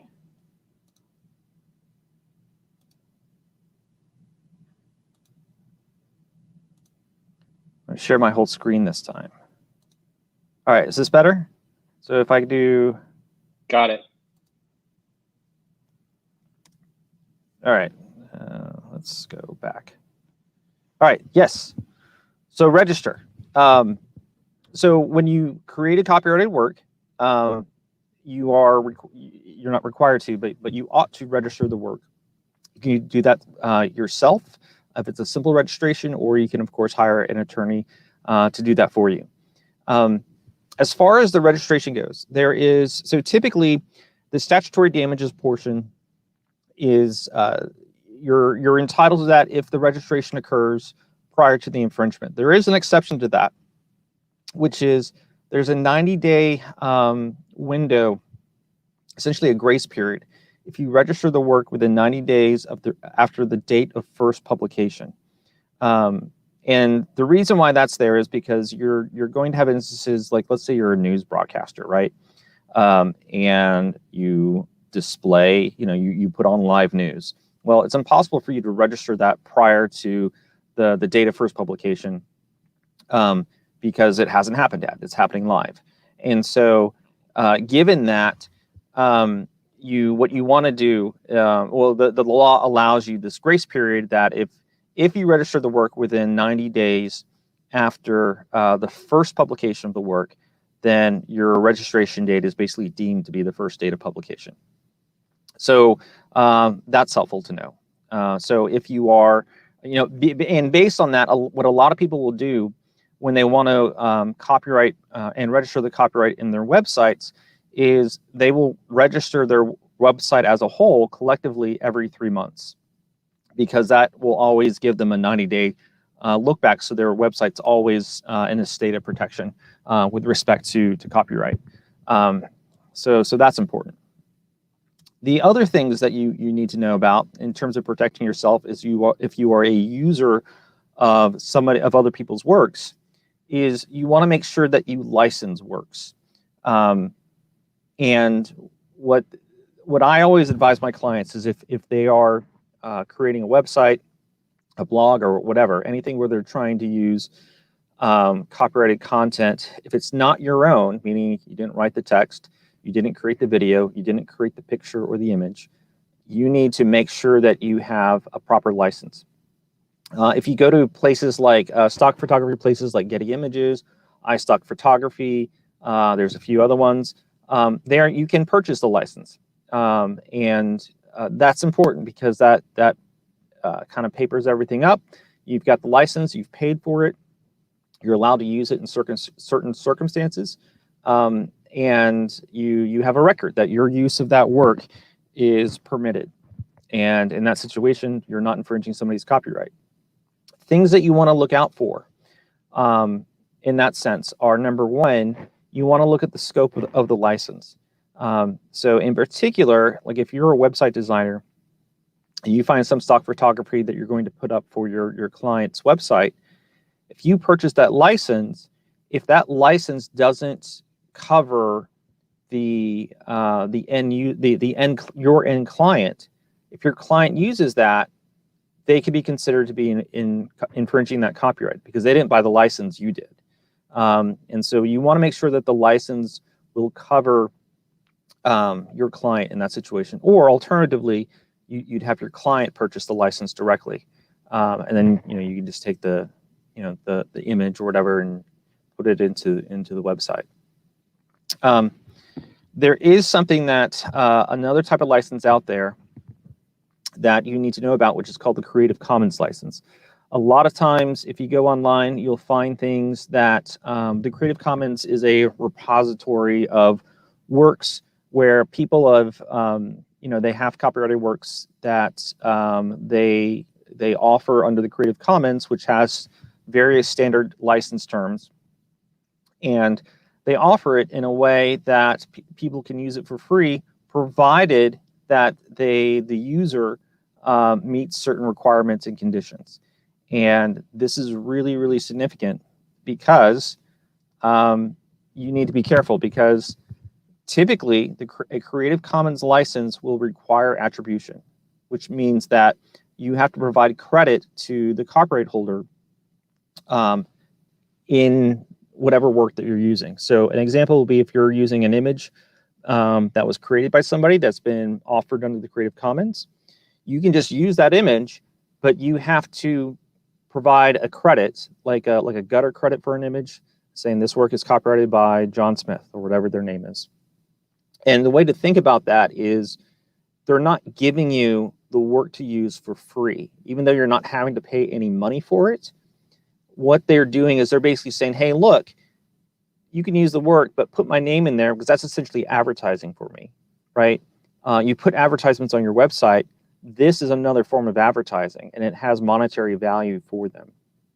So if you're doing this, you need to make sure that you're providing some additional requirements. And some of those can be where they may designate, the copyright holder may designate a website that you need to provide a link to. So if it's like, okay, here's my website where people can go and see other kinds of my work that they can obtain licenses for. Sometimes they require you provide a link to the Creative Commons page itself so people can actually see the terms of the license, and some other things. But this happens all the time where people will put things up in the Creative Commons and people just use it for free because they think it's for free without any strings attached, and that's going to get you in trouble. That can get you sued for copyright infringement. So you need to be careful about that. There's also some websites out there that have work that's been placed into the public domain, and that's going to be work. Typically, it's going to be work that's really old, that your copyright only extends for a certain period of time. It's a pretty long period of time, but those copyrights will expire eventually. And so, particularly, really, really old TV shows and stuff like that, and songs and stuff like that, will eventually turn into the public domain, and then people can voluntarily put things into the public domain. but you do need to be careful, particularly with works that are not super old.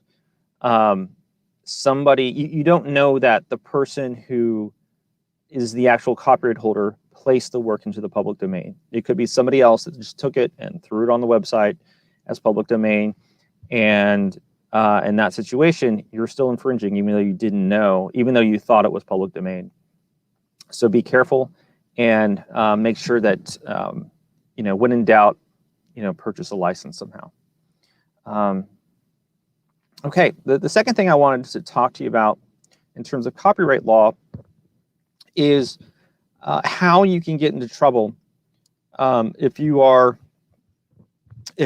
host a website that allows user-generated content or even third-party content to be posted. So an example like that would be comments, right? So let's say you post a blog article, and then anybody can post comments in the comment section, and you have, sometimes you can have some oversight control over what's on there. Sometimes you might review them before they're put up there. But whether or not something that somebody posts is copyrighted is going to be something very difficult for you to do. It's not like you're creating this content yourself where you know where you obtained all the different material.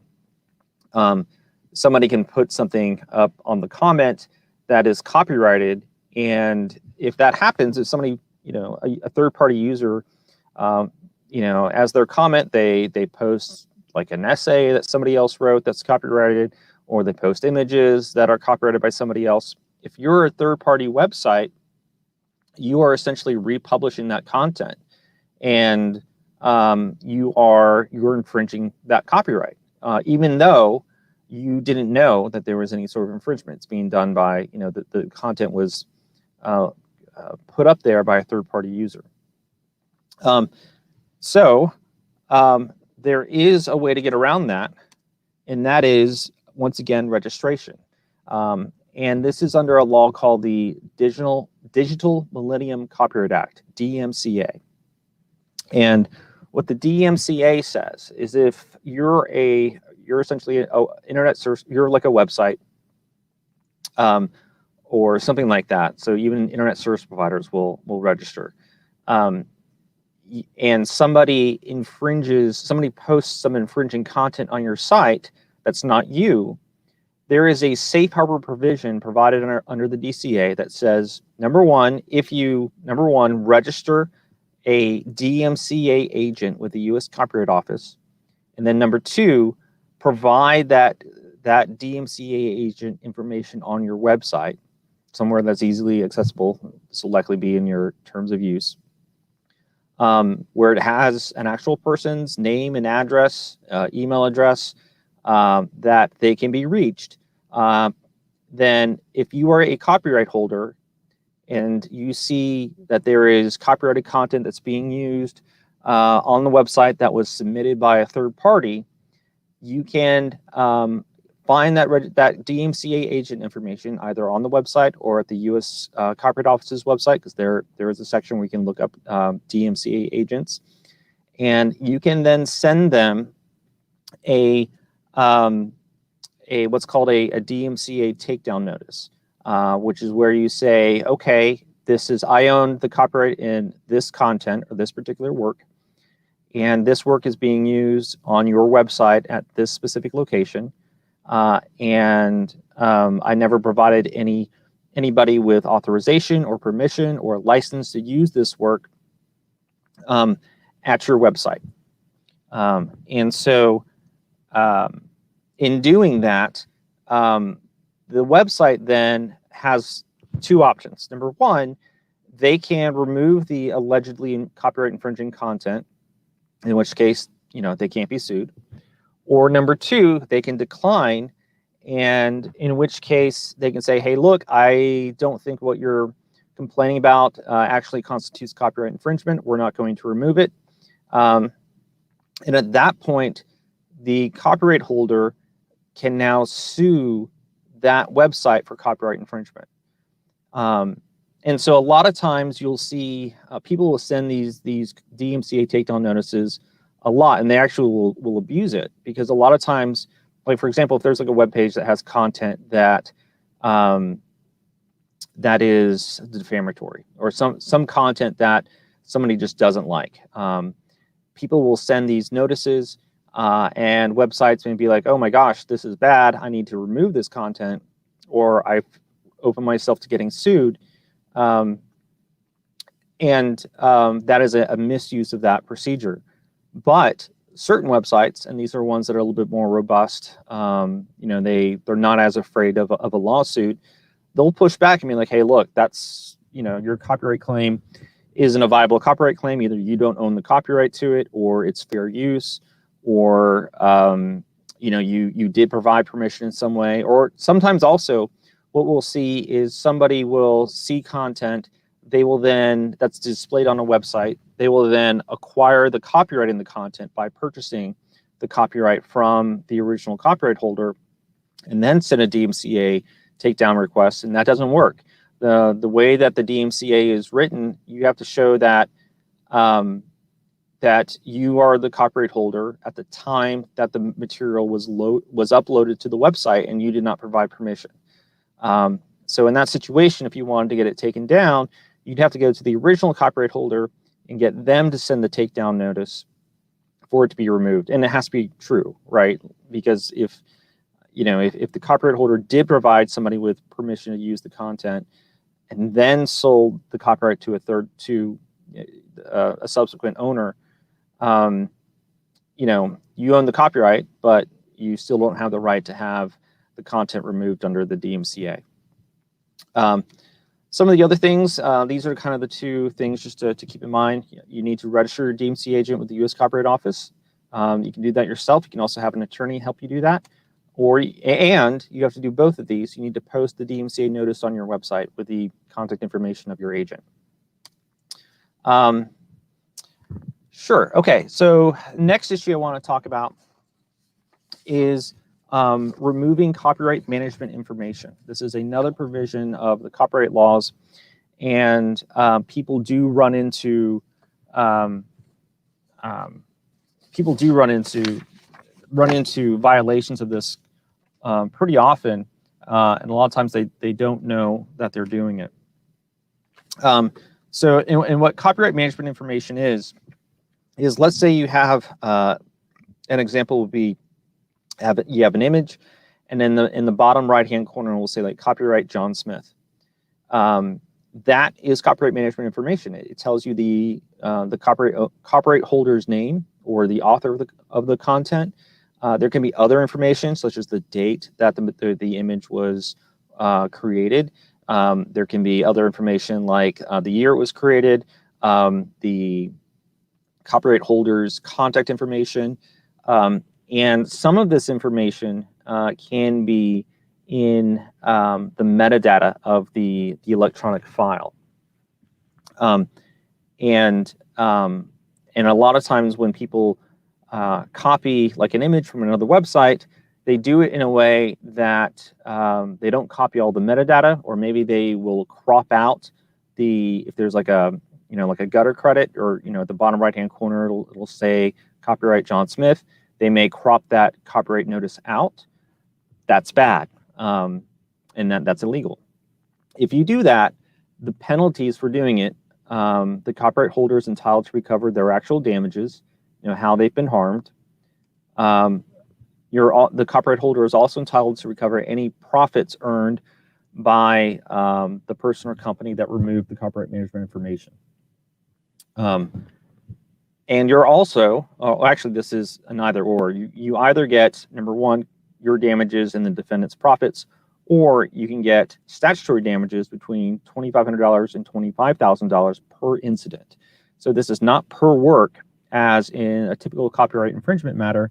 This is per incident. So if you were to do this on multiple web pages, even though it's only one work at issue, every time you do this, it's $25,000 to $25,000. If you were to do it 10 times, minimum $25,000, maximum of $250,000 for that removal of copyright management information. And then in addition, the copyright holder is entitled to recover their attorney fees, which that, of course, as we mentioned, heavily favors the copyright holder. What that does is it creates an incentive for the plaintiff to not settle unless their terms are met, which means that, let's say you make a settlement offer, the plaintiff says that's not enough, they keep litigating, their attorney fees increase. Well, the defendant is liable for those increased attorney fees, and so it creates an incentive for the defendant to settle early on in the case on the plaintiff's terms, which is, that can be troublesome in certain instances. So you need to know that you need to protect yourself. To do that, some of the tips are, number one, don't right-click copy images. So if you want to use an image from somewhere, even if you are even if you acquire a license to use the image, if you right-click copy the image and then just paste it on your website, you're not necessarily copying all the metadata that's in that image file itself. And so when you publish it on your website, you're not bringing all that metadata, so you have just removed all that copyright management information that's in the metadata. Now, that doesn't mean that copyright management information necessarily will be in the metadata in the first place, but it can be. And so you don't want to open yourself up to a case where you can be sued for removing copyright management information by doing something like that. So as opposed to right-click copying, you want to actually download the image and then use it on your website. Because when you download it, you're going to get all of the metadata that's affiliated with the image. I also wanted to talk a little bit about some pay-per-click advertising do's and don'ts. But before I did that, I did want to mention, while we're still on copyright, a little bit about the concept of fair use. And what fair use says, and actually I don't have a slide for this, so I'm just kind of talking off the top of my head. But what fair use says is it's a defense to copyright infringement that says if you are basically using a copyrighted work for things like nonprofit educational use, if you're using it for news reporting, if you're using it for commentary, then that's considered a fair use, and it's not copyright infringement. Fair use is what we call an affirmative defense, which means that the defendant has the burden of establishing this defense in a copyright infringement lawsuit. And number two, the second thing I could say about fair use is the reason why it's often misconstrued is because the fair use of a work is not simply news reporting or commentary or nonprofit educational use in general. What makes something fair use is if the commentary or news reporting is about the copyrighted work itself, right? So let's say let's say there was an image, you'll see this sometimes with, this new video is all the rage on the internet, and people will be like, here's the new video that's gone viral, and they will show just a portion of that video and be like, this is a portion of the video that's gone viral. That's not copyright infringement because they are commenting. The news is about the video itself, so the video is the news story, right? There's another case where there was some somebody was in like a Miss Universe type pageant, and she may have been became, I don't know if it's Miss Universe or Miss California or Miss America, whatever. But she ended up having pictures that were made that were like scandalous, and the story was the existence of the photographs at issue was the story, as opposed to the content itself. And so in that sense, using those images constitutes fair use because those images' existence is the story, so to speak. And so what we'll see a lot of times is if there's like an image of a celebrity, somebody that's newsworthy, somebody will take that, put it on a blog article that's about that celebrity. In that situation, that's not fair use because you're not commenting on the image itself. And the story isn't about the image, it's about the celebrity. From that perspective, if you think that what you're doing is fair use, you're in that situation, you're wrong. And you can open yourself up to copyright infringement. So that's kind of what I have to say about fair use. Be very careful with that. Don't assume that your use of something is fair use because it's a much narrower concept than what is generally believed amongst the public. Okay, next thing I want to talk about is pay-per-click advertising. I know a lot of you digital marketers do a lot of this. And here are a few things that you need to know if you are doing pay-per-click advertising.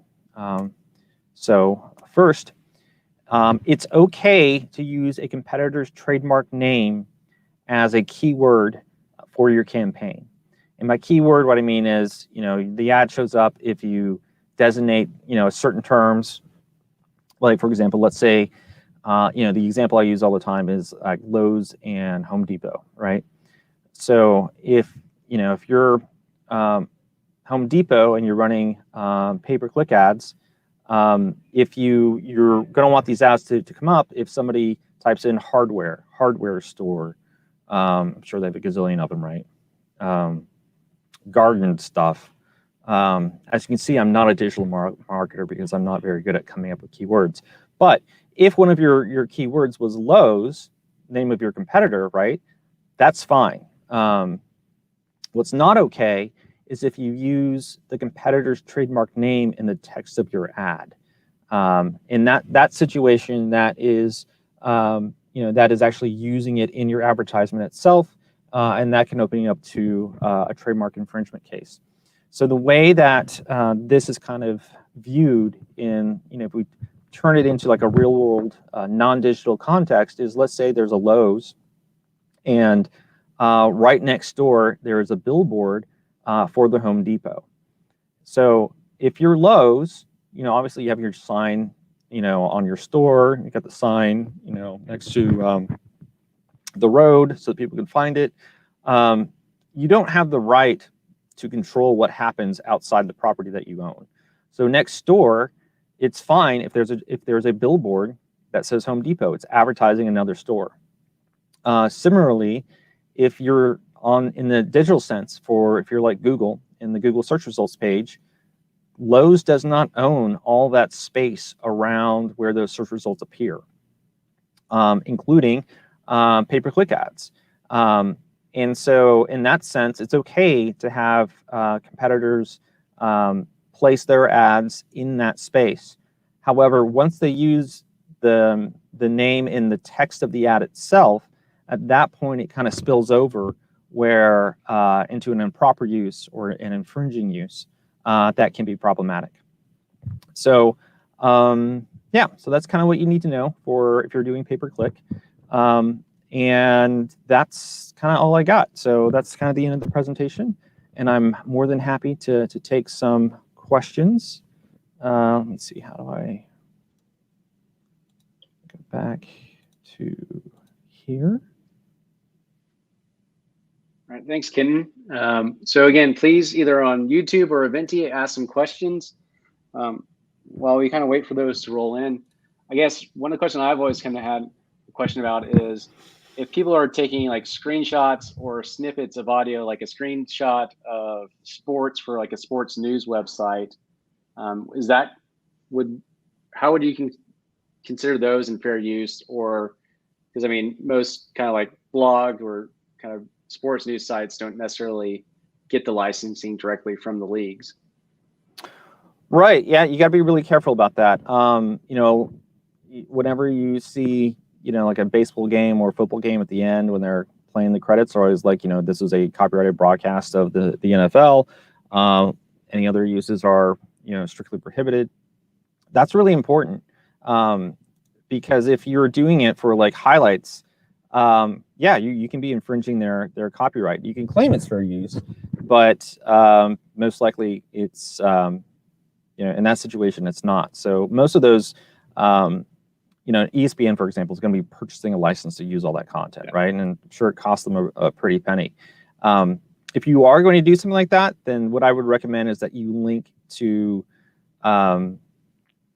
you embed like a YouTube story from ESPN or somewhere where the content originated from.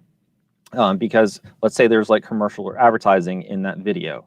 In that case, the advertising revenue would go to the copyright holder as opposed to you. So you're, in that sense, you're not obtaining the benefit without proper compensation. Yeah, I think because the whole thing I was considering is it seems like sometimes even the leagues themselves don't necessarily have a set standard. I think one of those things is there's a Twitter guy named Pitching Ninja who basically cuts video of pitchers throwing and posts them on social media.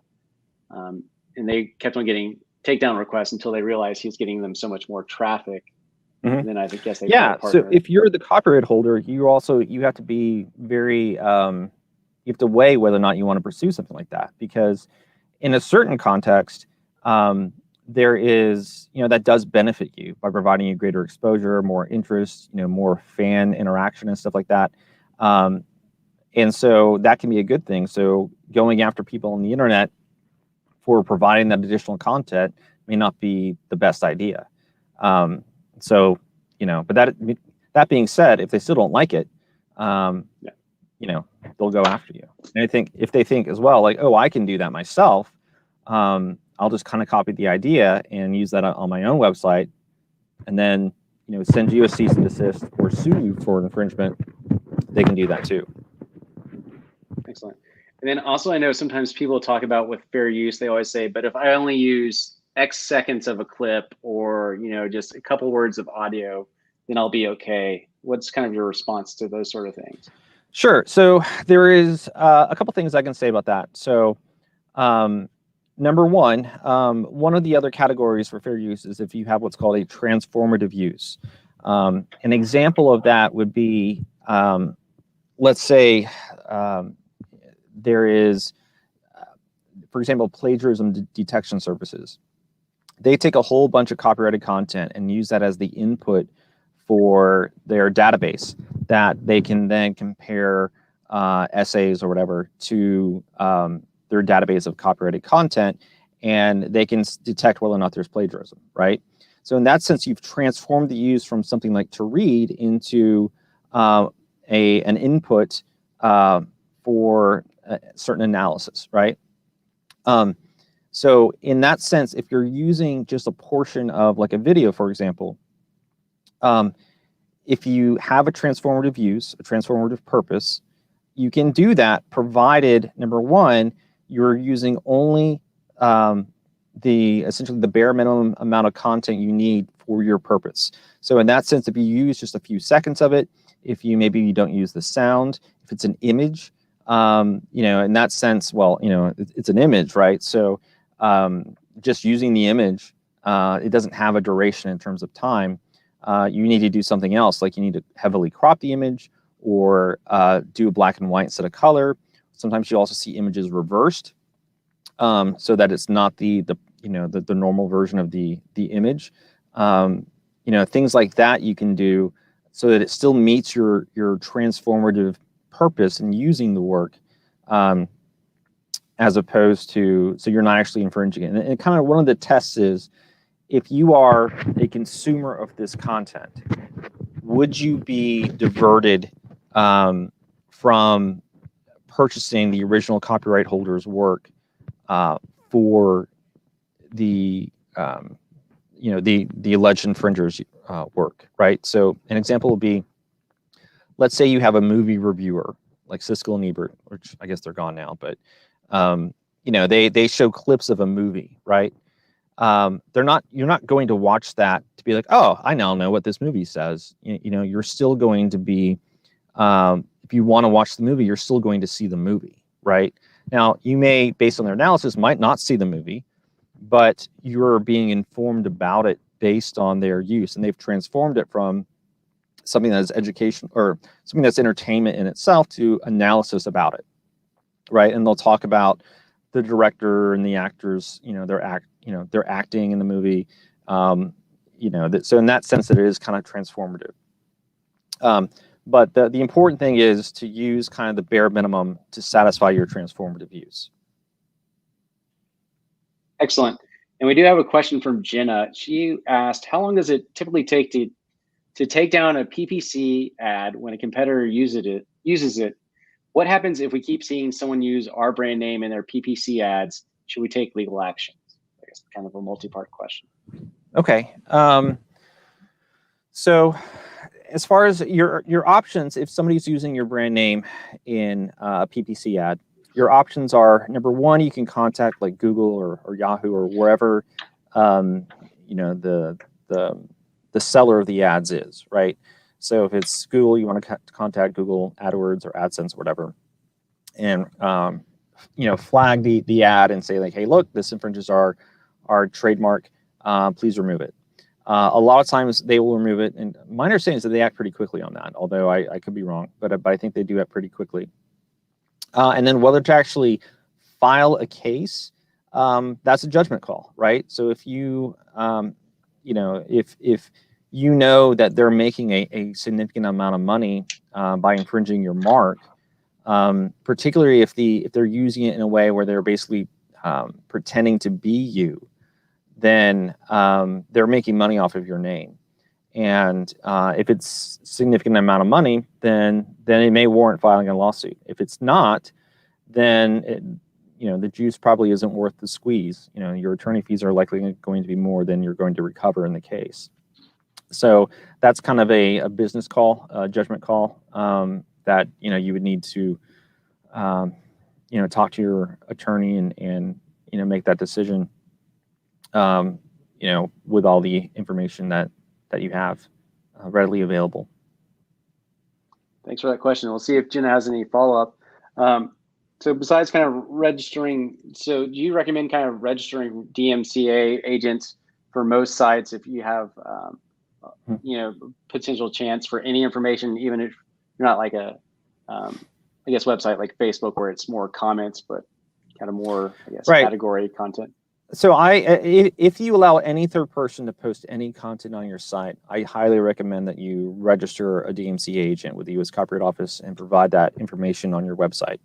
And it's just, you can be, people post stuff up there that's, unintentionally, right? Because they think it's funny or cool, or they can also deliberately harm you by just putting content out there that's copyright infringement. And if you're not protected, you're not protected. So yeah, anything that if your website has any capability for a third party to post stuff on there, even if, like, let's say you have like guest authors or something like that, it's a little bit more of a gray area if that is considered, if you get protection under the DMCA in that situation. But if you're like, hey, look, they're a third party, they uploaded the content to our website, we didn't review it before it was posted, and actually that's not even a requirement under the DMCA, then yeah, you better safe than sorry. Go ahead and do that registration and protect yourself. It's not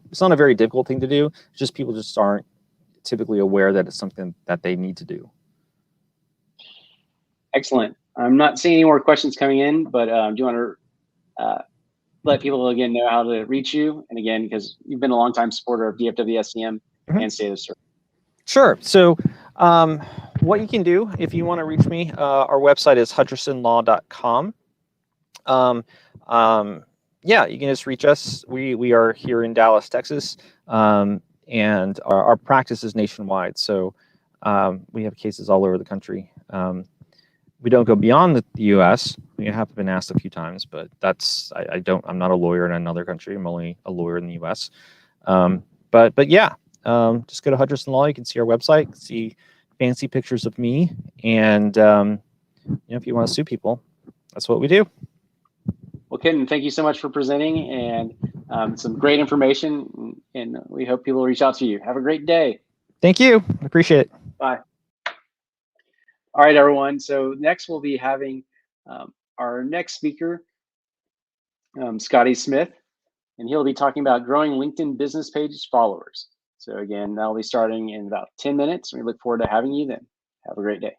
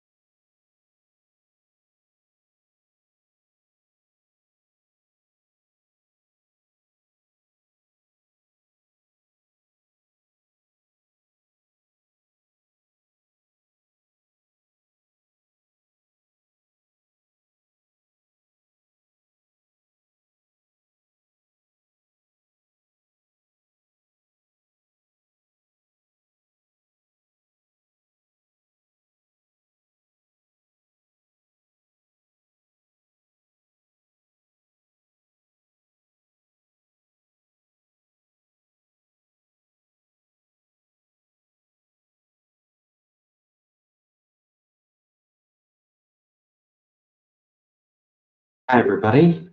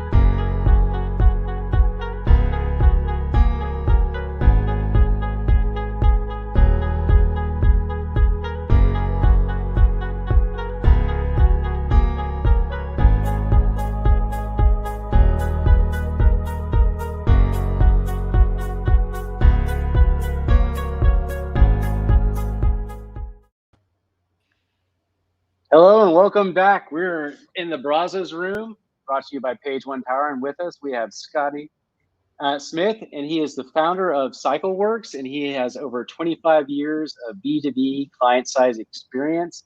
How are you doing? I understand you also like cycling and video games. I do. I love both of them, and I'm an avid reader. And I take those medals are from cycling on the back of the Medals wall? are from cycling. Yeah. Well, congratulations. So we are here to kind of learn about building your LinkedIn business page.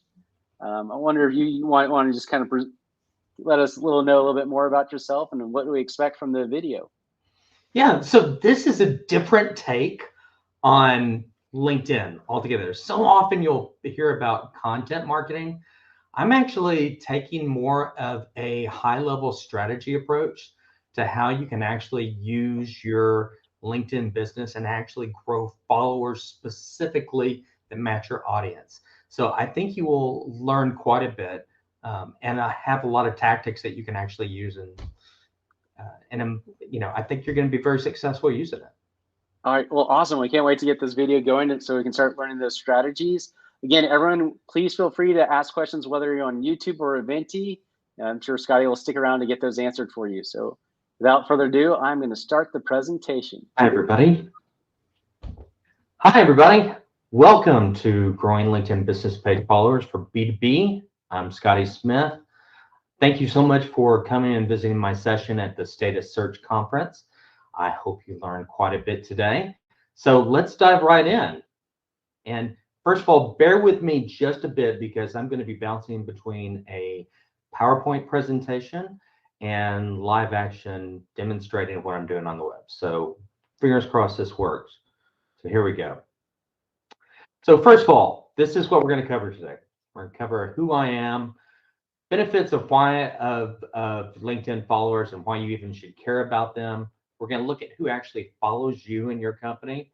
We're going to spend a big chunk of this session on actual growth strategy. And then at the end, we're going to have a quick recap. So let's dive right in. So I am Scotty Smith.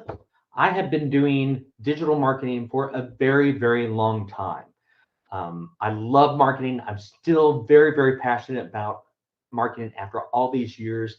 And my little niche that I've grown really super excited about has been marketing technology. So I love marketing technology. I love to post about it and write about it. Please, you can find me on LinkedIn by looking up Scotty-Smith-marketing. And I write about and I talk about, RevOps, HubSpot, MarTech, B2B marketing, inbound marketing, along with a lot of other things. So hope you follow me, or please reach out and connect to me after you've seen this. But most important to this session, I've been on LinkedIn since 2005. So I know a few tricks and I'm going to share them with you today.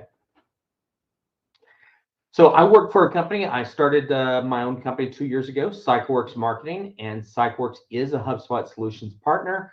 We're also focused on digital marketing, sales enablements, and HubSpot solutions for B2B software and information technology companies. But forget about me, forget about my company. Let's dive right into how we can help you. So before we begin, I want you to know right off the bat, this presentation is not focused on content strategy. There are lots of other presentations that could be handled on that, but I'm not working on content strategy. We're going to cover a very defined strategy to turn your B2B prospects and target audience into LinkedIn followers. So that said, let's get started. First of all, let's take a look at why. Why do you want to grow your LinkedIn followers? Well, in my opinion, I think there are a lot of benefits to having a lot of followers that are similar to opted-in marketing emails. With marketing emails, when they opt in, you have this list of people that are saying, okay, hey, I want to see your stuff. So it's a great way to grow this whole list in a completely different channel. To me, it's got the same benefits that B2C marketing emails have. Marketing emails in the B2C can be much more frequent. And the same way with social media and LinkedIn, it can be much, much more frequently done than you would do a B2B email. And the great thing is it's a dedicated feed and you can really target your audience and who you want your message to go to. And when people accept you on LinkedIn, they're saying, hey, I want to know more about your offering. I like your company. I want to follow it. I'm agreeing. Please give me information. So we're wanting to communicate. We're wanting to grow these followers on a channel that's built specifically for communicating and engaging with customers on the daily. So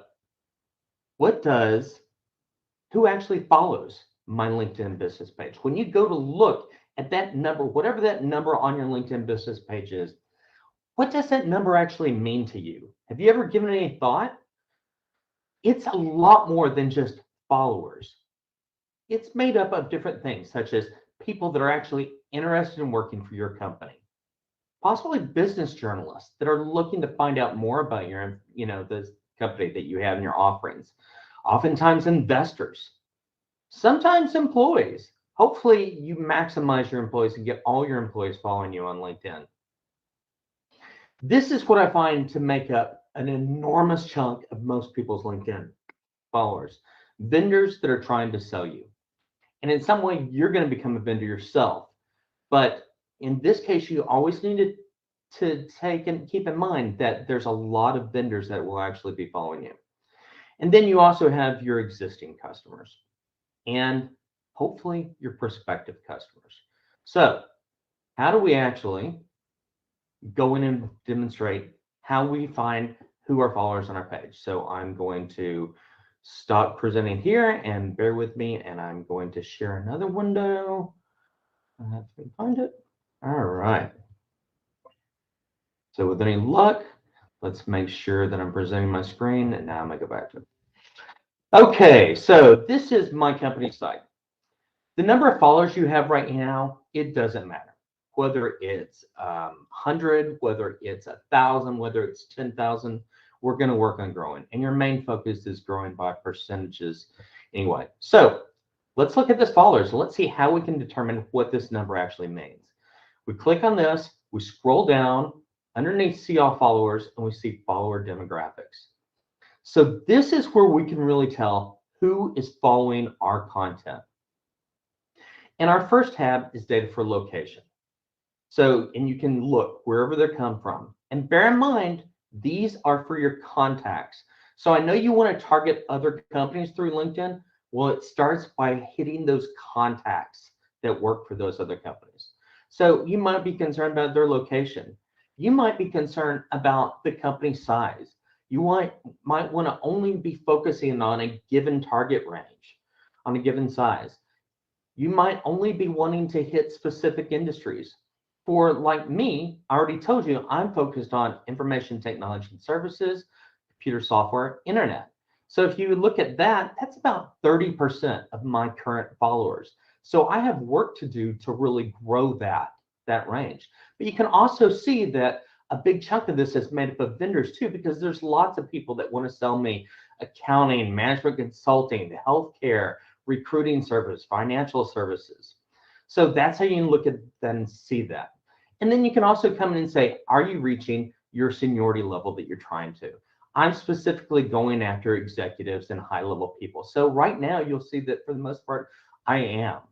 And you can also even break this down into specific job functions along the company as well. So what you really need to ask is, are your followers made up of your target audience? Are they made up of your prospects and your customers? So let's go back. Let's stop sharing for a second. And we're going with any luck. If I can get back here, we're going to go back to the presentation. Oops. Here we go. All right. So we need to define our target audience, who they are. How do we do that? Well, first of all, you've got to figure out what does your target company that you're going after looks like, and really define that and mark it out. And then after that, you need to decide, okay, who actually works at our target companies that we're going to target. Go in and create buyer personas for those people so that you know who you are actually targeting. Make sure that you consider along the way the industry. You know, what's the company size? Is there a specific location in the United States or wherever around the globe that you're trying to access? Make sure you look at their job function and their seniority level, because these are people that you can actually write down and you can go back and you can measure on a week-to-week basis to see how you're improving and growing your followers. So from here, first of all, before we get going and figuring out how to add more followers, I told you that content's a separate discussion, but content strategy has got to take place before you ever get started on actually inviting people to follow you, and because it's very important. They've got to see that there's actual value there. You've got to provide value to your target audience or they're never going to accept your follow. You've got to post stuff that's actually going to solve their problems and demonstrate that you are actually an authority on what you're having or what you're talking about in there. And make sure whatever you do, make sure you establish consistency along with doing this. Post regularly. Give people something to look forward to so that they know that there's something always in their feed every time that they come in to open up LinkedIn. So I'm going to cover a guided focus strategy. There's 3 parts to this. The first part is one-to-one focus content. And this is where this is where the majority of the discussion will lie. And then I'm going to show you how you can augment this with marketing efforts and employee sharing. So one-to-one focus contact. What does that really mean? What are we talking about? It is definitely by far the hardest strategy to implement, but it has the biggest payoff. It's time consuming. You've got to follow a process, and it requires a daily, weekly plan for best results. But again, if you do this, it's probably going to give you the very, very best results on doing this. Make darn sure you start with the strategy to actually establish first level contact connections with the target contacts at the company you want to work. And we're going to get into that in just a second, because success truly depends on these personal first level connections. So that being said, let's actually figure out how to demonstrate, how to do the people search. So bear with me just a second, and I'm going to share. We're going to come back in here and share this. Let me come in here and make sure you are seeing me, and you are. All right. So this is a people search screen. You can get it by actually access this by doing any search right here, and it will wind up on this screen. What I actually do is I go in and bookmark this entire URL right here so I can quickly access it. So to be able to look for people that you want to connect with, you can easily come in here and say, I'm looking for people that work at a specific company or in locations, or maybe they're on this level of connections. The way I do it is I look at, okay, this is going to show me there are 760 million results plus that I could look up here. My first thing that I want to do is I want to look up second level connections for me, because I already am connected to a lot of people, first level connections. We're going to get into those later, but I want to expand on those. And one of the best way to expand on those is to reach out to people that are friends or contacts with other people that you know. So I'm going to get in and I'm going to look at second level contacts. Takes me down to a little over 1 million. So how do we get in and really dive into the type of people that we're wanting to connect with? Well, we can click all filters. So for me, I'm looking for, let's say, primarily people in the DFW Metroplex area. And I want them to be in the computer software, information technology, maybe even internet industries. And then I'm going to go down and I want to pick very specific people. So I'm going to use their search functions and add in, let's say I want to add in CEO or president level or director level. All right. And then I'm going to click show results. And this will right here give me a list, 6,000, a little over 6,000 people that I can actually go through and connect with. And I can click connect and I can send them a LinkedIn request. Here is a big, huge tip. If you're going to connect with people, make sure you have a reason to connect with them. So send them some information or provide an introduction to yourself that doesn't sound spammy, that doesn't sound like you're trying to sell or close them up or anything, that you really want to network and be connected to them because you're going to offer them value. So that is how you can actually go in and create your first level connections. From there, let's look and figure out, okay, now we've got all these connections that we've been adding. How do we actually go in and add them? So we're going to come back into our business page on LinkedIn and just make sure it's there. And to be able to make an invite to people, you actually have to be an administrator. To add people to your administrator, you come up to the admin tools once again, and you hit manage admins. And then here you can add as many as you want. When you hit add, you can add them as super admins or content admins, and this will give them the ability to invite people to follow your page. And that's what we're really focused on, is inviting people to follow your page. You can do that from either the home, from here, and you scroll down, invite connections to follow, or from your admin tools. Sorry, I got off a little bit. From your admin tools, you can come up here and hit invite connections right here. Either way, it takes you to this box right here. So you can see, I scroll down, hit invite more connections right here. Now, the first thing you need to know, and the most valuable thing to know, is you have 100 credits a month available. The larger you are and the more you start using these credits, you will have more and more credits available. But what winds up happening is when you invite somebody to follow your page it uses up a single credit. You get that credit back the moment that they accept to follow you. So, and this lasts from the beginning of the month to the end of the month. Let's demonstrate how this, or let's discuss how this might happen. So let's say the beginning of the month, you invite 100 people to follow your page, 100 first level connections to follow your page. As those connections start accepting your follow, they're going to come back in and those credits will repopulate. And then you can go back out throughout the month and ask additional people to do it. Here's another thing to consider. The number of admins you have to share the available credits. So for example, you have 100 credits. Let's say you are sharing this between 2 admins. It doesn't split 50-50. It's one single group of 100 credits to add. So you might come up with a strategy to do this. Maybe you start with one person who is really, really targeted at your audience. Maybe you've got one salesperson that's highly targeted, has a lot of connections that you want to reach out with. Have them make all their connections first and then start expanding from that. And then maybe spread it over a couple of people as you grow more and more. All right, so let's figure out how to actually add connections. Now, we will see right here a list of first-person contacts, first-level contacts. And right at the top, this is the most important because you can actually come in, you can see, all right, what industry or what schools or how can I sort these?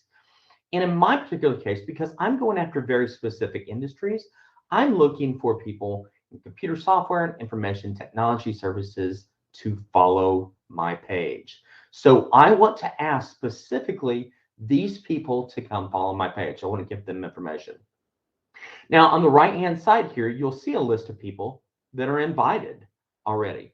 These are people that I've either have accepted my invite to follow my page, or I've sent them an invite and it could be pending. So now you could easily come up here and you just select this, and this is everybody on that first page that you can look at, and you could just add them all at once. But perhaps maybe that's not what you want to do. Maybe you really want to focus on very specific people to add. Maybe I want to come in here and add this guy and this person and this person right here. And then I can come in here and I click invite and I can invite them all. It'll show that 3 connections are now invited to my page. Once they accept, I will get these invite credits back and I can use them again. And I'm going to skip out no thanks, and it will show right here that you've invited these people to follow your page. So that's how we have done that. Now, I'm sorry, let me stop sharing for just a second because I got off, and I might go back sharing one more time. So please bear with me just a second as I'm losing my screen. All right, so let's get back to sharing. I'm going to give you a tip for how you can get more credits back, both for your LinkedIn personal connections that you've invited and for your followers that you've invited. So let's go back and share again. And come back to this window. And I'm going to go right here. All right, so the best way to do this is to, because you're limited number of credits you get, what we want to do is we want to expand this as much as possible. Because just like email, when you're sending people email, lots of stuff winds up in people's inbox. There's lots of noise that winds up happening. So the first time you ask people, don't be offended. They might not ever see your request. So my take on it is make sure that after a couple of weeks, you go in and delete or withdraw your invite so that you come back and ask them again. I've had many people I know even, that it's taken me 4 or 5 actual connections before, or reaching out, inviting them before they'll actually connect. So I'm gonna come in, let me show you how to do this. From LinkedIn, come up, hit My Network. At the very top, you're going to see right here, where it says Manage My Network, at the very top of your screen, you're going to see invitations. Over to the right, you're going to see all of them. Now, This where it says see all 25, if you want to know where this is, these are 25 people that have actually asked me to connect with them.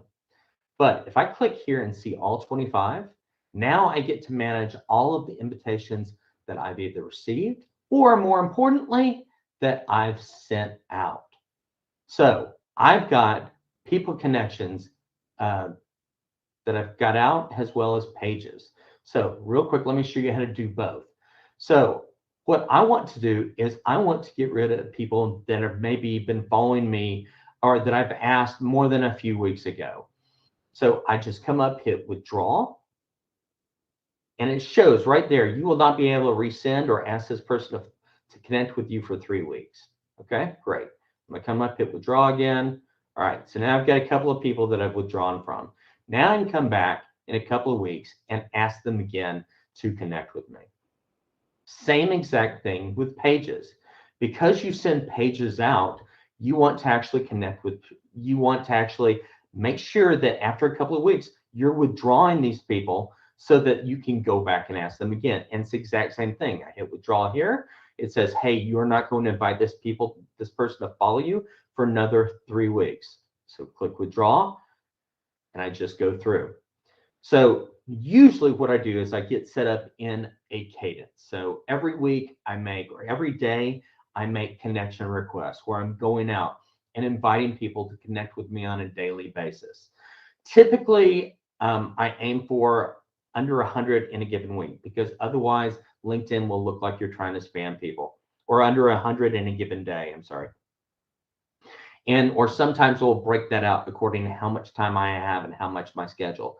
And then once a week, I will come in and I will actually invite people to follow me on the page followers. So I will usually use a big chunk of that. And then every week, all the credits that are given back to me, I will go back and ask them again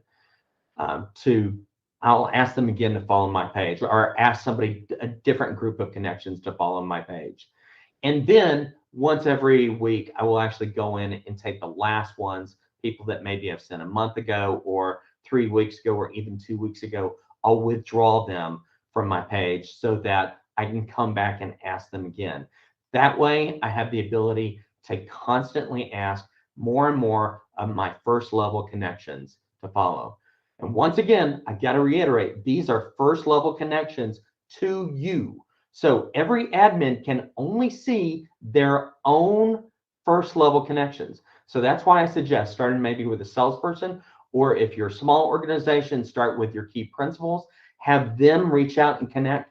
As you grow, the more and more people that are connected to others, have them start sharing and asking for invites, ask them for first level connections, and then ask them for page followers. All right, so from here, let me go back to stop sharing this. And we're going to go back to our presentation now.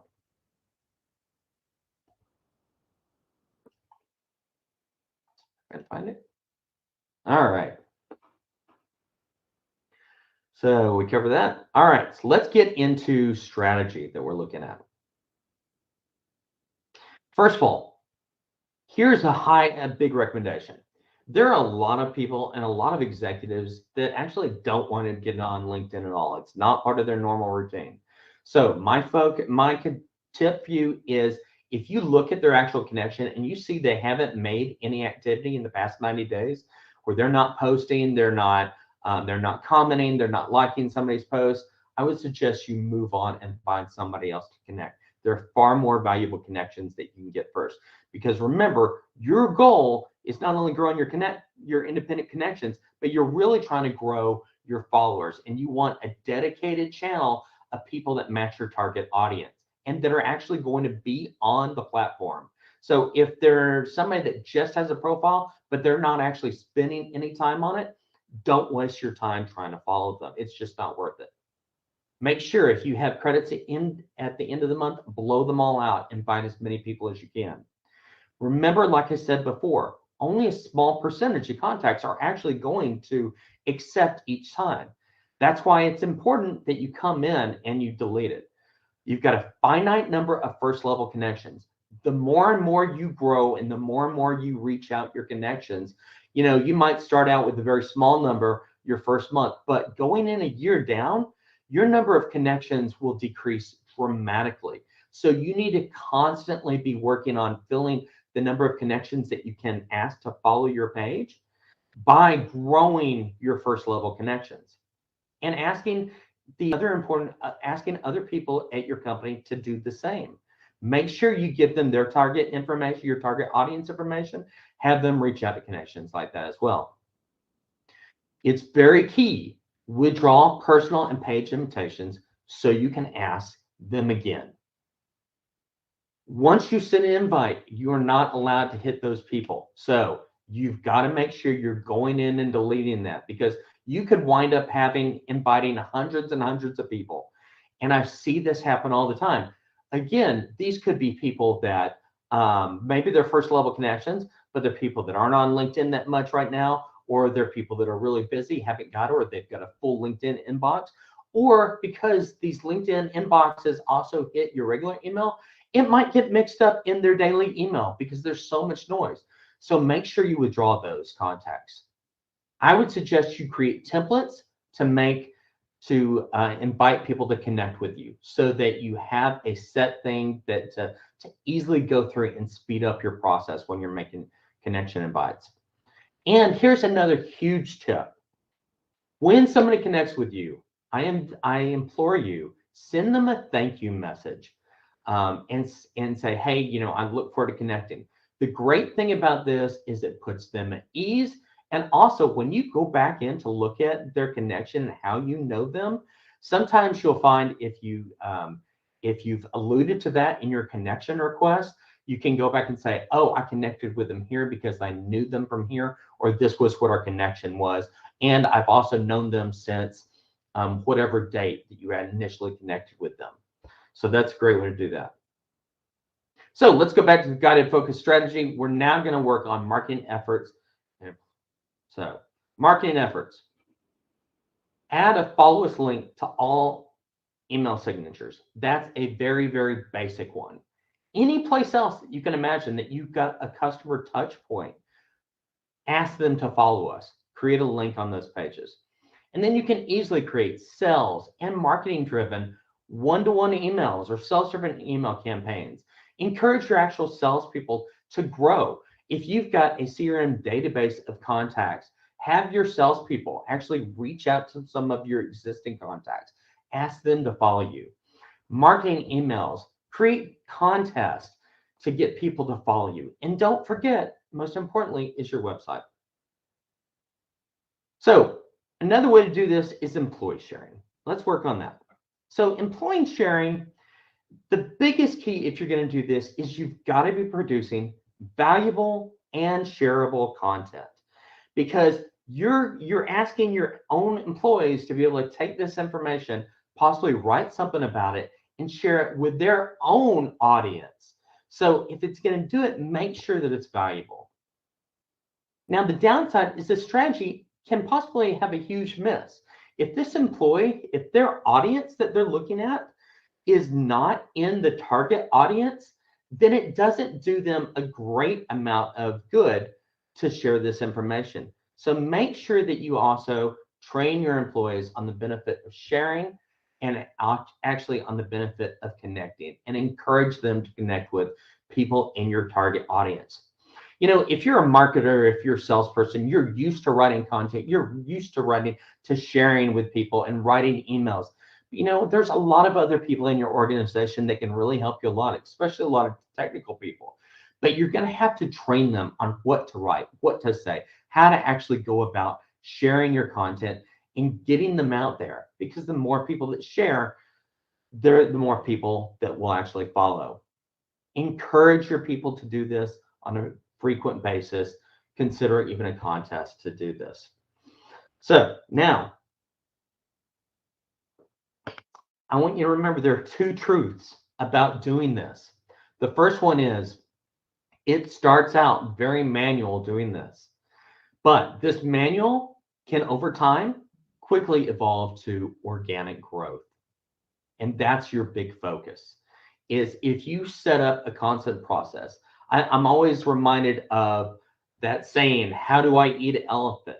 One bite at a time. Create a strategy so that you can go in on a daily basis and manually do this. And what you'll find is that eventually people are going to start following you naturally and you're going to start growing. Also, remember, your organic growth, the more and more you do it, you're going to find that it quickly becomes exponential. So the more you grow, the more you hit your target audience, you're going to find this message your post gets shared amongst your target audience, and they're going to start growing, and your followers are going to start increasing. And you're going to find this quickly winds up growing on a much more exponential basis. So let's go back and let's do a recap of what I've been discussing.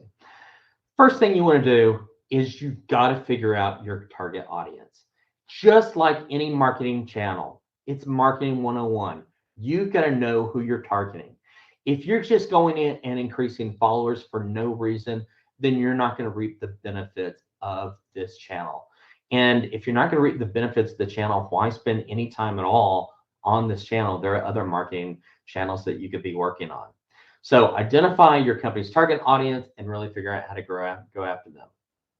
Then the next best thing is you got to create a target buyer persona.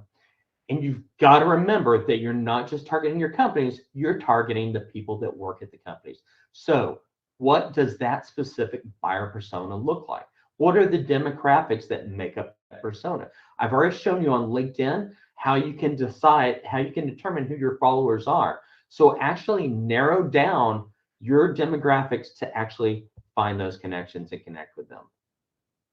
Make sure you have a plan to consistently post information that's valuable to your audience. Without consistently posting, you're not going to get people to follow you. You're not going to get people to stay engaged with you. You're not going to get new people to follow you.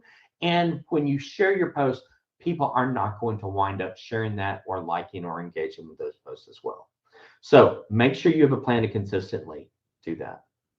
Set a daily plan for whoever starts this manual engagement. Set a daily plan to connect with X number of target connections, because this entire plan involves making those first level connections. And even if you say, okay, well, hell, I've got 3,000 first level connections that I'm going to grow with, you will quickly find over the next couple of months that you're going to need additional connections to fill that group. So work on the connections on a daily basis. And then on a weekly basis, make sure that you do your invites and figure out how you're going to adjust for that and those invite credits among whatever admins you show.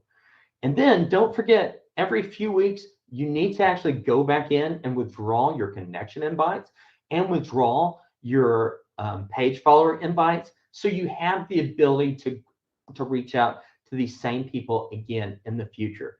And bear in mind that don't take it personally, that because of all the noise that's out there, you might have to invite people over and over and over again before they actually wind up following you and your content.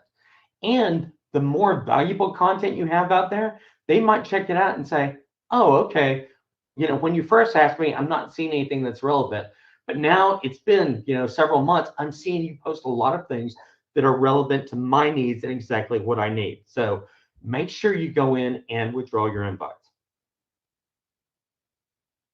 All right, identify connected employees. Most likely these are going to be yourselves or your executives, your key principals when you start out. And you can make them a super or content admins. And remember that they have to share those credits amongst them. The more and faster you grow, you're going to see LinkedIn give you additional credits.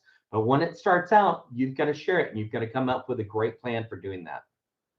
Divvy up those connections and to follow among them, and make sure they make X number of requests weekly. Remember to withdraw those invites so you can ask again. And then the biggest thing is couple these invites with employee sharing of your post. And the more and more you grow, and the more you teach your employees from the get-go, then your content is out there and it's getting shared amongst people that hit your target audience. And then make sure to bolster the strategy with marketing campaigns and sales campaigns.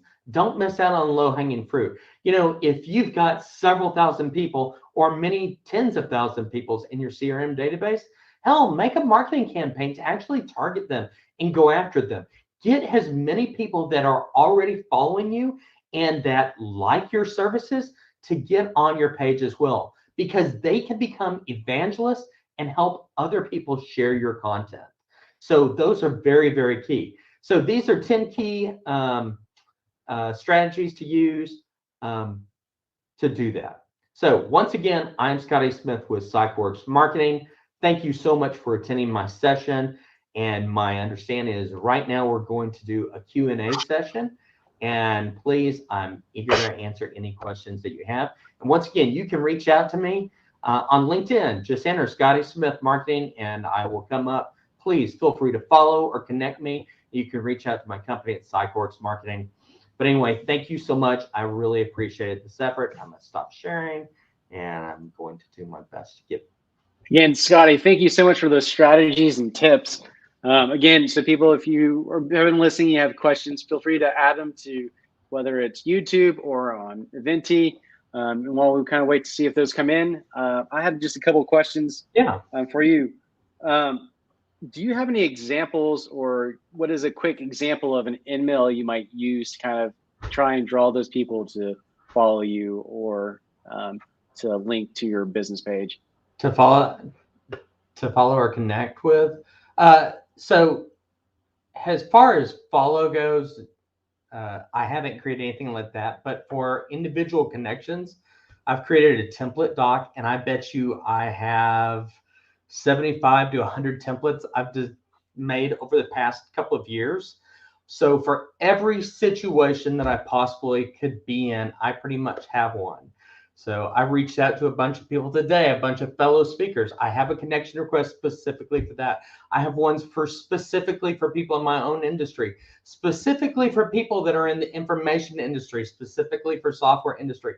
And they're all geared towards sounding like I'm not trying to sell you anything. I just want to connect and network. I want to serve as a resource. I'm here to help. I don't want to, I don't want to sell you. My goal is to get them in my ecosystem first, and then leverage that trust that I've established to provide them with valuable content that actually helps their business so that they have a need for following me. Yeah, I feel like this is a great 1-2 punch, kind of Fanny talking about the content, you're talking about how to actually, again, continue to lure those people in or make sure that you're going after them. Another question I kind of had about with the credits, as you were saying, kind of try and use up all the credits at the end of the month. And then I guess once the new month starts, you get more credits. But when you unfollow the peoples from the previous months, do you get those credits back? Or you do, but you kind of have to be, you got to be planning your long game.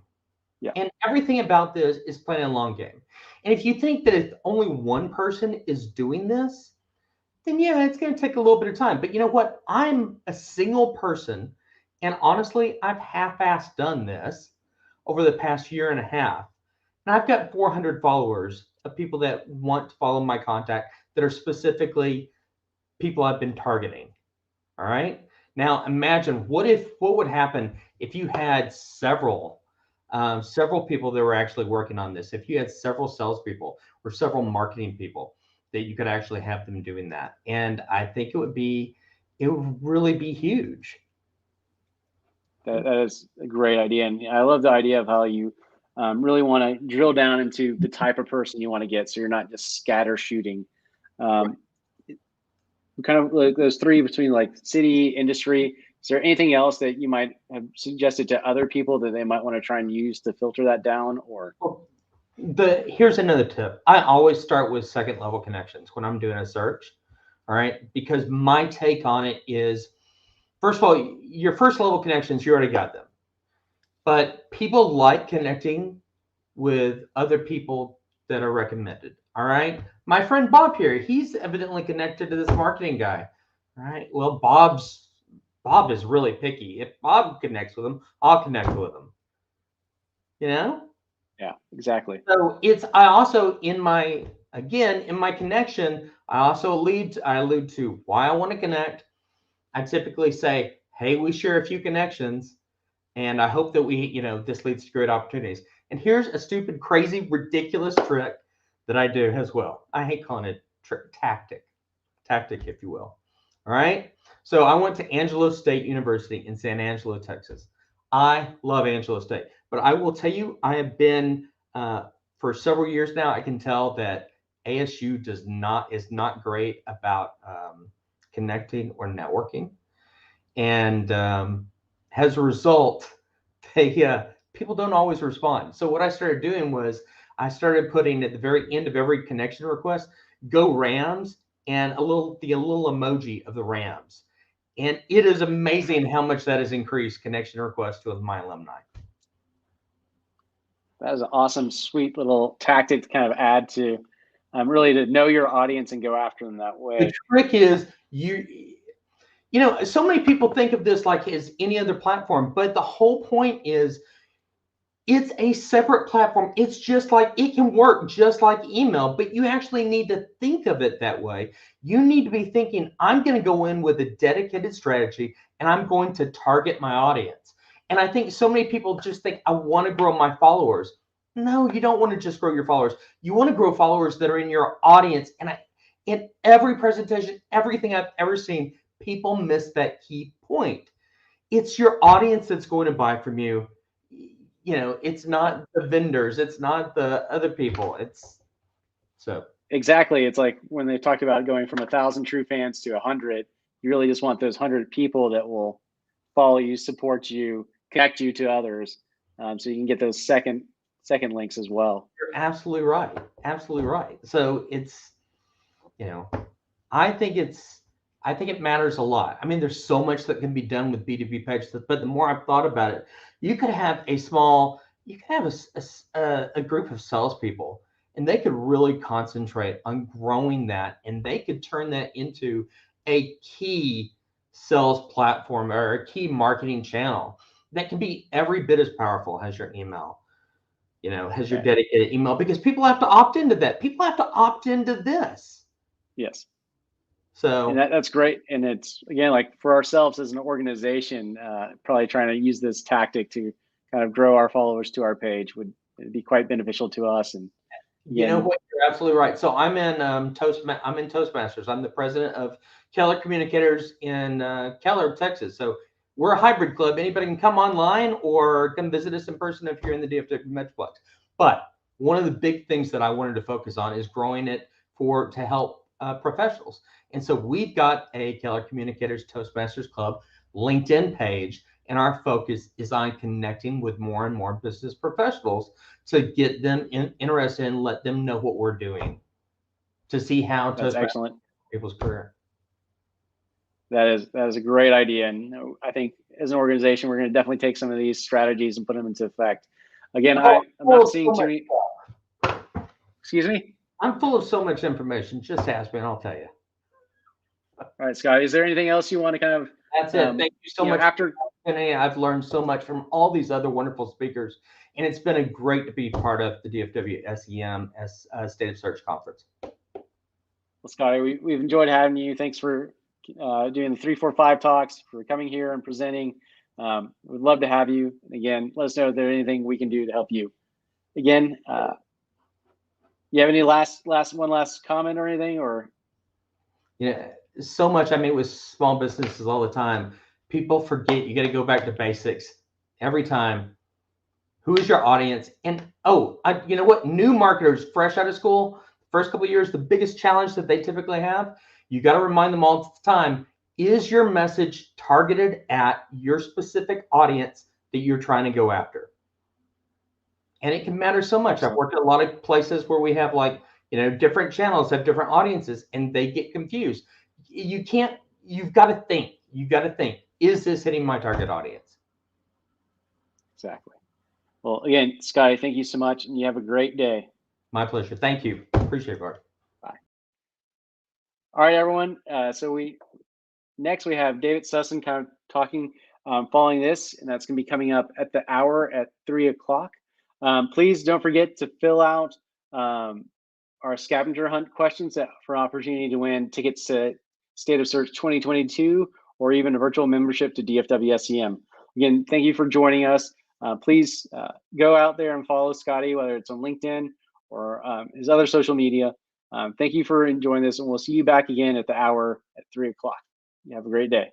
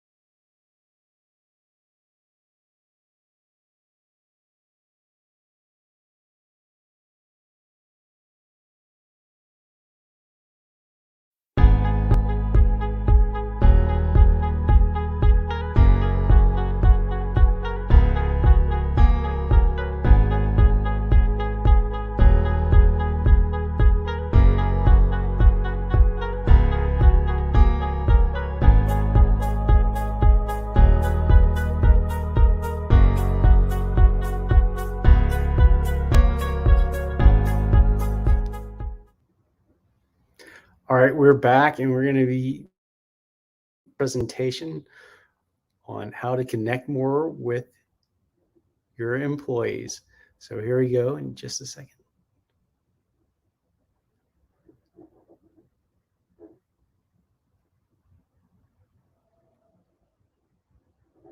And here we go. I'm Dave Susan. I'm an author, trainer, performance coach, and here to talk to you about leading to attract, retain, motivate, and inspire your employees or even contractors. You know, our story begins once upon a time with Marilyn.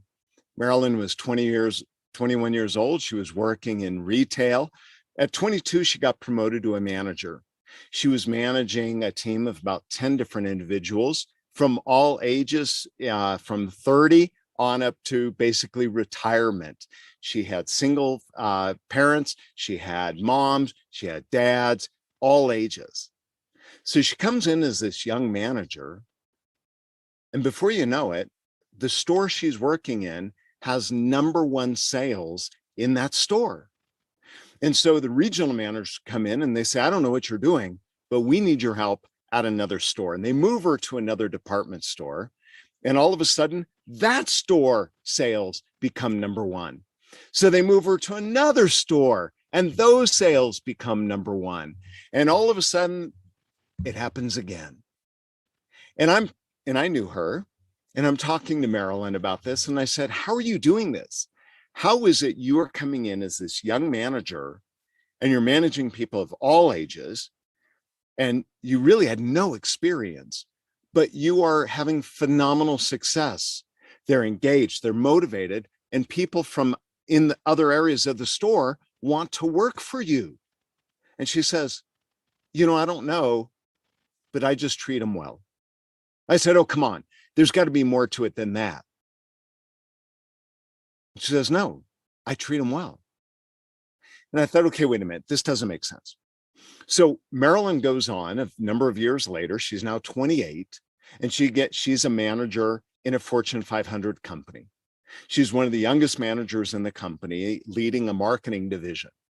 And guess what happens? She's managing a team of people of all ages. And again, performance grows to the top. And everyone wants to work for Marilyn. And I said, okay, Marilyn, what are you doing? And she starts telling me, she goes, I just treat people like people. I said, what? I said, I've taken management and leadership classes. I work for a Fortune 500 company. I go, that's not how they treat me. She said, they're people, Dave. I just treat them with respect. She said, for example, I have a mom, her child was sick. I said, what are you still doing here? Go home, take care of your child. I go, no, wait. What about backfilling the position? She goes, we'll figure it out. I go, but aren't you afraid that they will take advantage of you? She says, no. And they never did. So I get promoted to be a manager a couple of years later. And I think of all the managers I had had since I graduated college. And I thought, all right, I read the books. I know what other managers did, but I wasn't happy. And all this time, I'm like, man, I wish I could work for Marilyn. So I said to myself, okay, now that I'm a manager, you know what?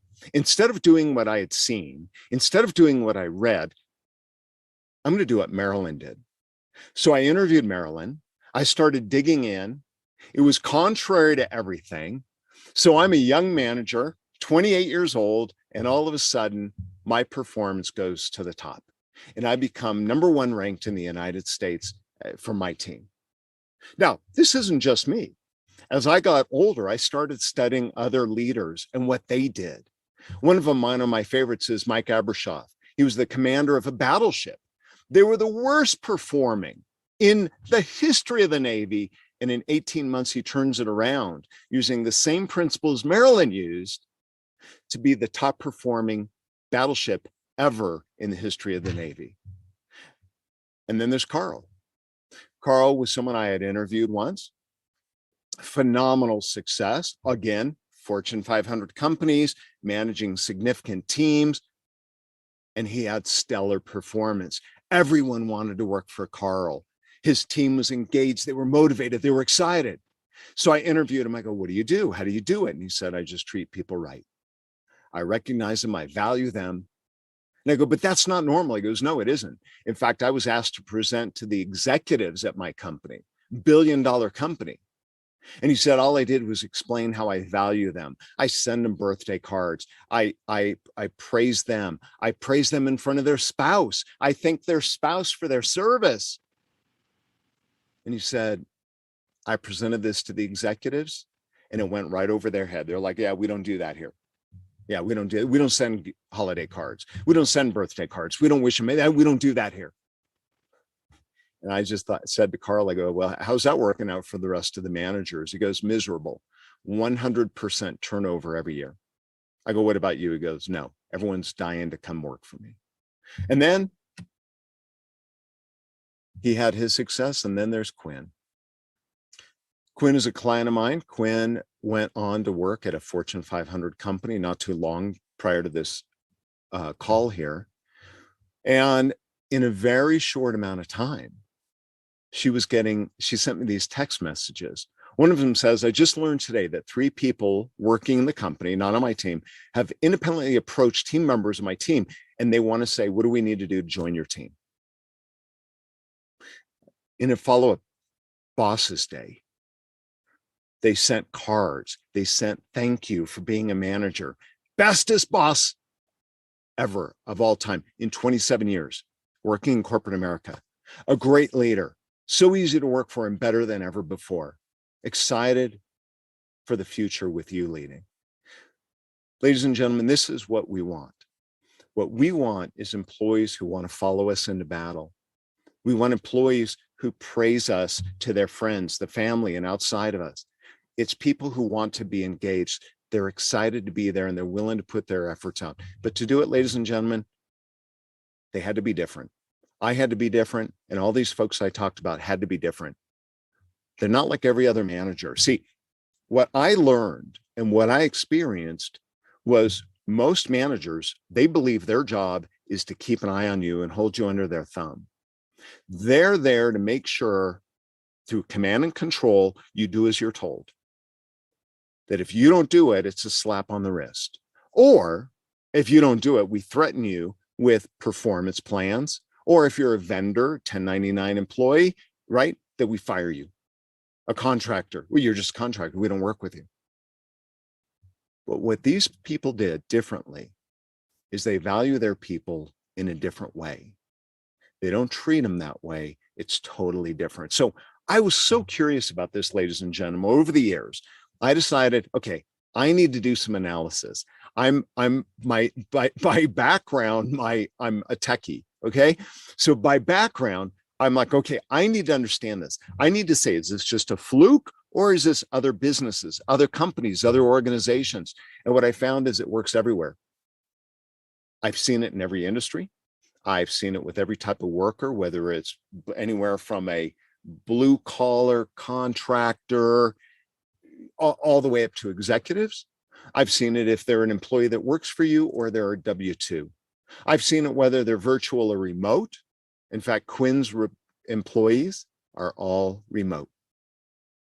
Everything's done virtually. She doesn't even work with them in person. And I've seen it done with vendors and partners.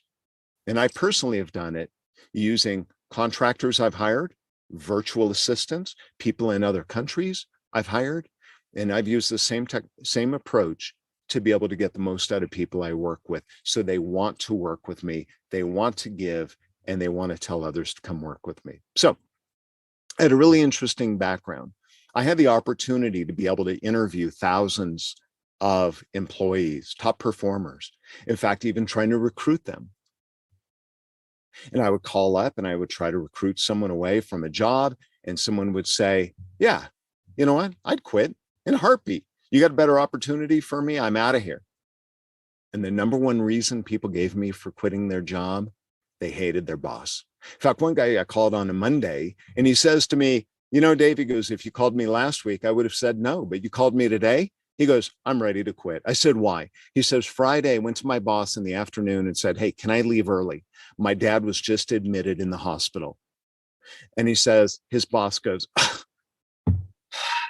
I guess. I come back on Monday morning. Did he ask about me? Did he ask about my dad? No. Where's that project? And he treats me like I'm a widget, a robot, a machine, not a person.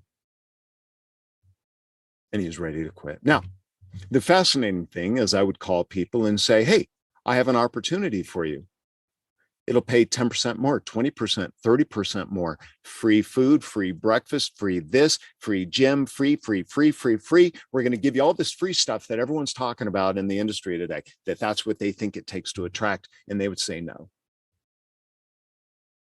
I said, why not? Why would I love my boss? I go, I'm sorry, one more time. I love my boss. What do you mean I love my boss? I love my boss. Why would I quit? He supports me. She supports me. They help me. They train me. They coach me. They mentor me. They help me grow. We're a team. We work as a team. Why would I quit? Why would I go somewhere else? I interviewed this one guy. He was making really good income. I said, how is your job? How's your income? And he says, it's good. He goes, I know if I quit, if I left, I could bump my salary by about 30%. I said, why wouldn't you? Love my boss. Lets me do what I want to do to grow.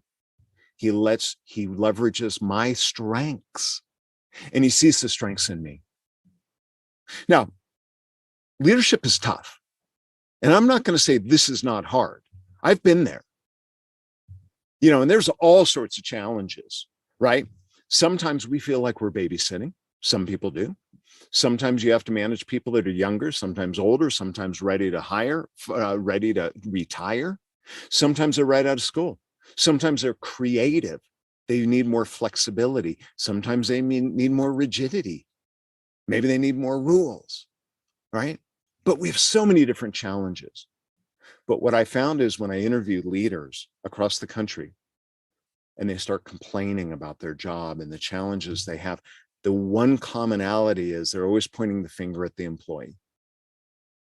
And the difference between Quinn and Carl and Marilyn and the others, they don't. They take ownership and responsibility and they say, what can I do? Because they recognize the fact that they cannot turn a dog into a cat. And what do I mean by that? It means you have a dog and you wish that dog, you wouldn't have to feed it. It would feed itself. You wish you wouldn't have to pick up the dog doo-doo. You wish it would just go in the box. And you're like, well, then get a cat. Or it's the person who gets the cat and goes, well, I wish it would go fetch the Frisbee. I wish the cat would go on the leash with me. I wish the cat could go hunting with me. I wish then get a dog, but don't try to turn a cat into a dog. And this is what we do with humans, people. We hire someone because we see beauty, something in them, a skill, a talent. But then sometimes we put them in the wrong roles. We have them doing the wrong things because we want them to do all things to all people. My favorite example is, you imagine you hire a quarterback and you say, yeah, but I think I want you to be the wide receiver. Yeah, but that's not what I'm good at. Yeah, but I need you to be flexible. And then they fail. Well, yeah, they're a quarterback. But we do that with employees, and I see it all the time. One of the problems is how we learned leadership. I never really had good training. I'll tell you about a relative of mine. A relative of mine started at a young company, running content, running marketing, running graphic design. He was a one-man show. He did it all. Built the website, did the SEO, did everything. Phenomenal graphic artist. The company continued to grow. State to state to state. He added employees, more employees, more employees. They went global. They have Fortune 500 clients all over the world. My relative is now managing 16 employees, and he is stressed out of his gourd. He's never had training. He's winging it. And the way he's learned is by the way he's been managed, or intuitively, but it's not effective. He finds it difficult to manage different personalities. Some people who are very independent. People tell me all the time when I say, how'd you learn leadership? Oh, I read a book. Well, I took a course. Well, the reality is one book, one course doesn't do it, ladies and gentlemen. There's so much complexity Why? Because they're human. We're managing people, not robots, not machines, and that's what makes it tough.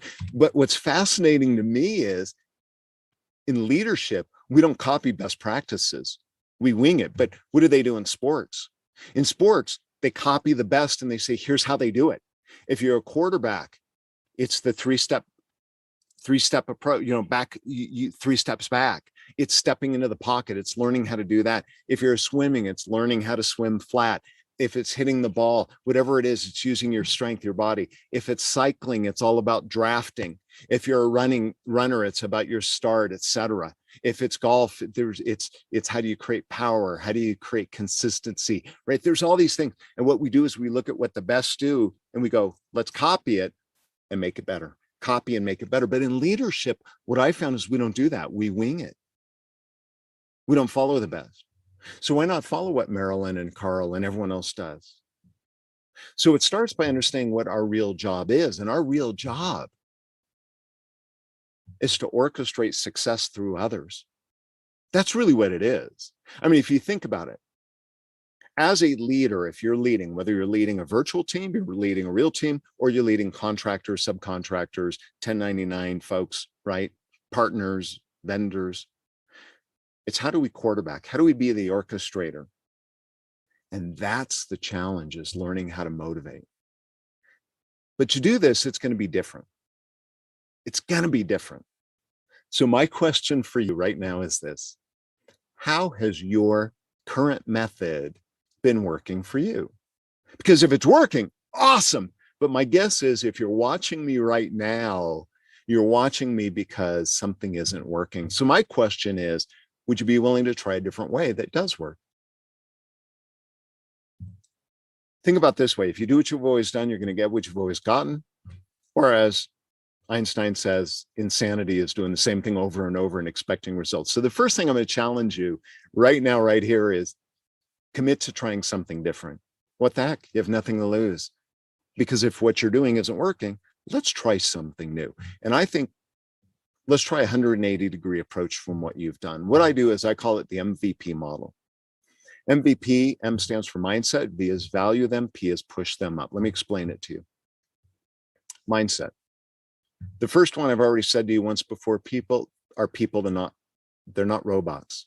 We have to recognize that people are, for lack of a better word, different, bizarre, weird, interesting, curious, fun.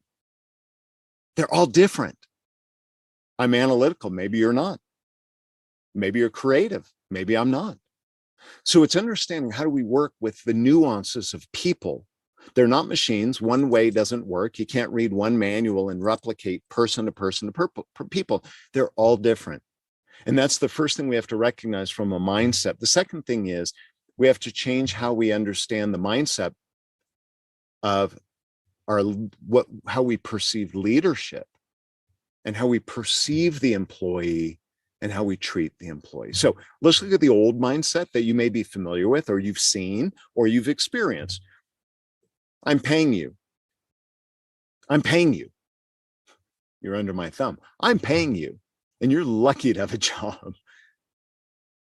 Have you ever felt this way, or maybe subconsciously even kind of thought this to an employee or someone you work with, or a vendor, or even a 1099? I don't have to pay you.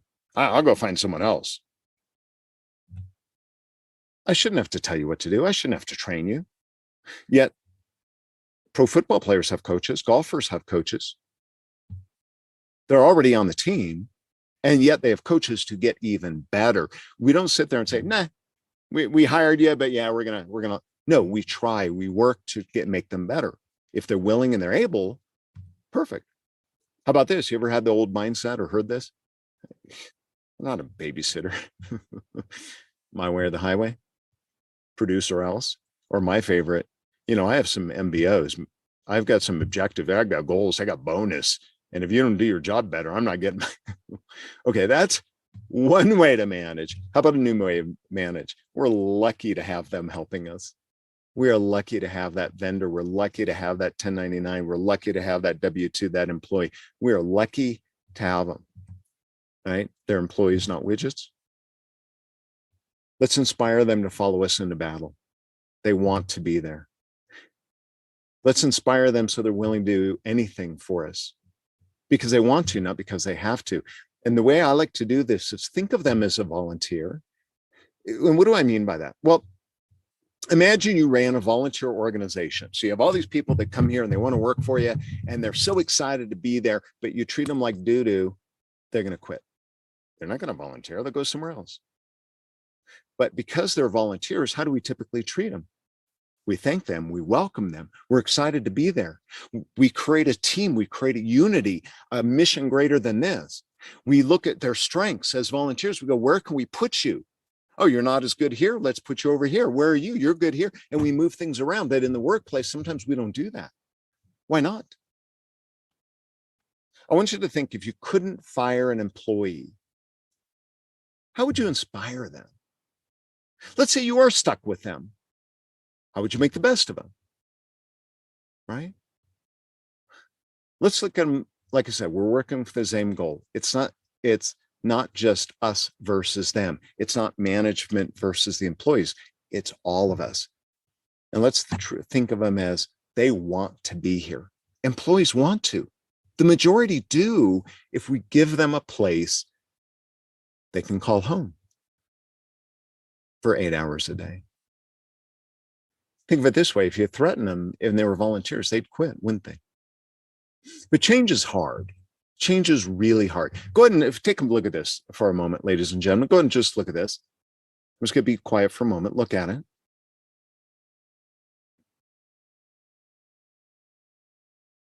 Okay, what do you notice? Okay.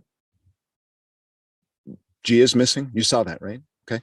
Let me give you another example. This is fascinating. Watch this. Check this out. Okay. Can you guys see this? Watch this. Ah, what do you see? What do you see? Did you say a hole? Yeah, most people do. I want to go back to the alphabet for a moment. This is an example that came from a story of a parent whose young child was learning to write the alphabet. They wrote the entire alphabet, but they missed a letter. First time ever, they had written the alphabet. They were so proud. Mommy, mommy, mommy, look, I wrote the alphabet. I wrote the alphabet. I'm so excited. Look, I wrote the alphabet. And mommy looks at it and goes, oh, yeah, but you missed the G.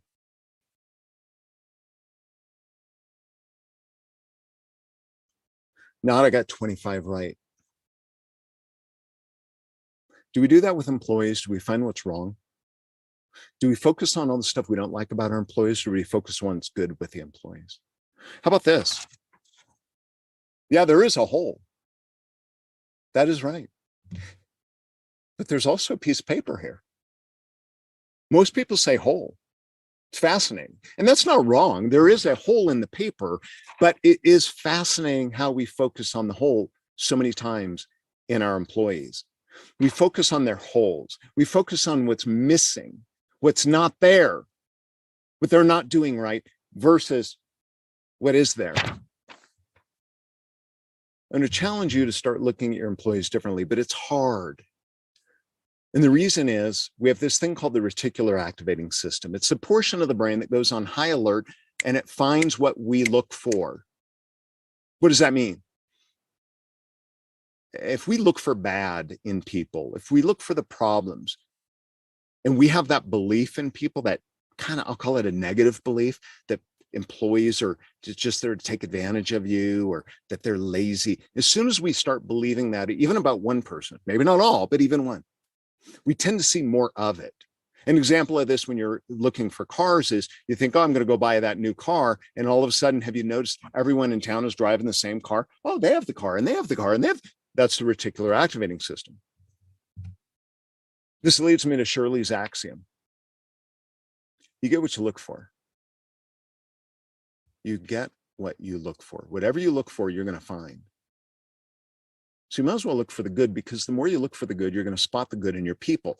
And what's fascinating is the more you find the good, you stop seeing so much bad. Now, it's hard. It's hard. It's hard to start focusing on the paper when you got a hole right in the middle. It's hard. It's hard to focus on the 25 right when you miss one G, but that's what it takes. And that's what the best of the best do. So I'm going to give you a strategy to do this. One is what we call LBs and NTs. LBs, next time you have a problem or a challenge with one of your employees, partners, vendors, whatever, tell them what they did well so they continue to do what they are doing well. And then say, and next time, I'd like you to do this behavior. Next time, I'd like you to do this. The problem oftentimes is, and if you're a parent, you know this, don't do it that way. And a little kid goes, okay, but I don't know the right way to do it. And that's the problem. So what this approach does is it allows you to focus and puts it in your mind. You are always looking for what you're liking. What are they doing well? So you continue to encourage so they don't forget that's the stuff you like to see. If you don't tell them it's good, they may think it's not important and they stop doing it. I love how your report was early. I love how you got that content done early. I love the accuracy. I love boom, boom, boom. And next time, if you can add this piece, if you can do this, if you can, it would make it even better. It's good. It could be even better, but I'm happy. V stands for value them. What does that mean? Value them means value them as people, not widgets. They are people. Let's value our people. Think about this. Your employees spend more time with you doing your job, your company, your organization than they do with their family life. Think about that. From the time they wake up, they're getting ready, they're eating, they're driving, they're commuting, they're working, they're on calls, video calls, whatever it is, they're spending more time with you than family. Value them for that. Thank them for that. And then learn to treat them the way they want to be treated. Not the way you want to be treated, but the way they want to be treated. And everyone wants to be treated differently, right? Some people have different needs. Some people need a little more praise. Some people need more guidance. Some people want to be left alone. Some people want more challenging. Treat people individually different. And make sure you're thanking them for their service. Thank you for being here. I have a virtual assistant that I work with in another country, and I regularly thank him for his service. You're doing an awesome job. You're doing so well. And he beams and he does more for me. He goes above and beyond. He will always go above and beyond. So value them. Learn to communicate the way they will hear you. And what do I mean by that? If you haven't done personality work, and I'm happy to help you if you ever need help, there's DISC, there's Myers-Briggs, there's Merchant Eggs, there's all these different personality profiles, but really understand who people are and the best way to communicate with them, whether they're a driver, a relator, a thinker, a socializer. How do I need to communicate with them so they hear me? We can't treat them all the same, right? They're not robots. And then value them by learning about their goals. What do they like? What are their desires? What are their interests? Learn about their family, learn about their hobbies, get to know them as people. Get to know who they are so you make a connection. Again, people. This is the hardest part about managing. It's people. People are weird. We're all weird. We're not robots. We have our complexities based on birth order, based on our family life, right? My dad died when I was 12 years old. That impacted me. I was the youngest of three. That impacted me. I was the fat, shy kid growing up. That impacted me. All of these things impacted my life somehow.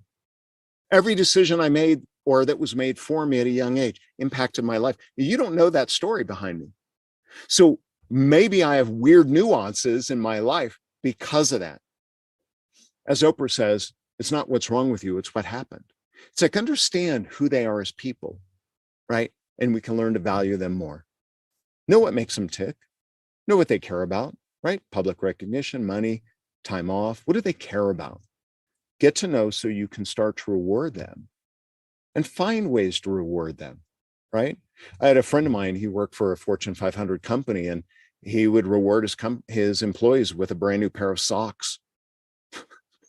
I gave away t-shirts. People would cry. You give them a t-shirt, they would cry. It was a big deal. You make it. Some people, you get a little trophy. It's a traveling trophy. And every week or every month, it goes around to someone for something they've done. And it's crazy how much people will they'll cry for a pair of socks. They're so excited. So find what motivates people and make sure you're taking time to reward them, and find opportunity to reward them, not punish. Well, you didn't deserve it, so I'm not giving you a reward. No, little rewards, because that's going to encourage more behavior that you want. Okay. And like Carl used to do, and I used to do, Marilyn used to do, Quinn does, all right? All these people, they're people. Be human, be a good person. Thank them for their anniversary of service working for you. Wish them a happy birthday. Get to know when their anniversary of their hire date, anniversary of a wedding, right? I love what Carl did. Carl would thank the significant others. It was so funny. He'd thank the significant others, and the significant others of his employees would go, he's awesome. You better never quit, and you better work harder. And these employees were like, oh, yes, sir. Yes, ma'am, whoever their spouse was, because of the way they were treated. Very unique, very different. I told you it's 180 degrees. Now, what's the risk of doing this? Well, you might have to fire them. You might have to reprimand them. It's not PC, right? Politically correct. I had this problem. I had an employee. He wasn't doing his job. And I knew him so well. I sat down with him and I said, Mike, I don't know if this job is for you. I'm kind of sensing you're not excited. I'm sensing a number of things, but that's okay. If you don't want to be here, I'm okay with that. I'll help you put together a resume. I'll get you a reference for everything you do really well. He opened up to me. We ended up making some changes, changing his role. I ended up hiring him 2 more times. He's now gone on to have an extremely successful life and career. P, push them up. What does that mean? Help them achieve their goals. And what do I mean by that? Coach them to succeed. Invest in them, educate them so they can grow in their life and in their career. Of course, that means you got to know what their goals are, right? You got to take the time to ask them. Now, what's the risk? Well, Dave, I don't know, man. If I help them get better, they're going to get better than me. They're going to surpass me. Yeah. But remember, a rising tide lifts all boats, doesn't it? So if you're the one responsible for helping them be rock star, you're a rock star. But also think of it this way. You may be a place in your life because of family, life, kids, spouse, significant other, that you're comfortable. You don't want to move. You don't want to go anywhere. So what are you going to do? Hold your employee down? No. Working for someone in America today is the next Steve Jobs, Bill Gates, Elon Musk, right? The next great leader, CEOs and executives is 20 years old somewhere in America right now. Think about that. They might be your next employee. So why not help them? Because here's what I found. When you help them, when you guide them, and you become the one responsible for mentoring their career, and you move them along, you're the mama bird kicking them out of the nest. They go fly. Guess what? They remember you. And then 5 years later, when you're in a different position in life, maybe now you have freedom to move, travel. 10 years later, they call you up and they say, hey, you changed my life. You believed in me. You helped me. And I want to pay it back.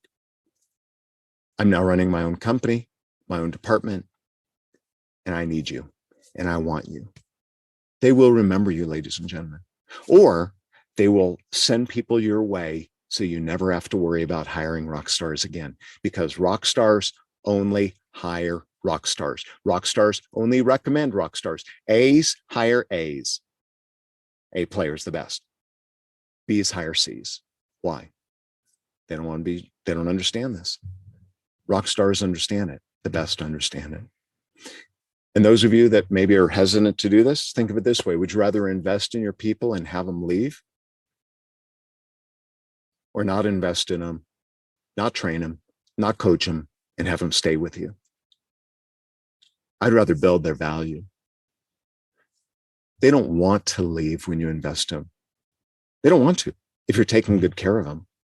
So how could you do this? Weekly trainings, coachings, Build their other skills, not just technical skills, emotional intelligence, leadership. Invest in your people in a number of ways. So I want to give you a couple quick examples as we wrap here. Many years ago, there was a yogurt shop in Denver, and which is where I grew up. And it was called Penguin's Yogurt. And you walk in the door and everyone's so friendly and the best staff I've ever seen. And they're all minimum wage employees. They're minimum wage. And people were dying to go work there. And there's a sign on the door, and it basically said something to the effect of, are you positive, fun, outgoing, love people, like to work with hardworking other people just like you?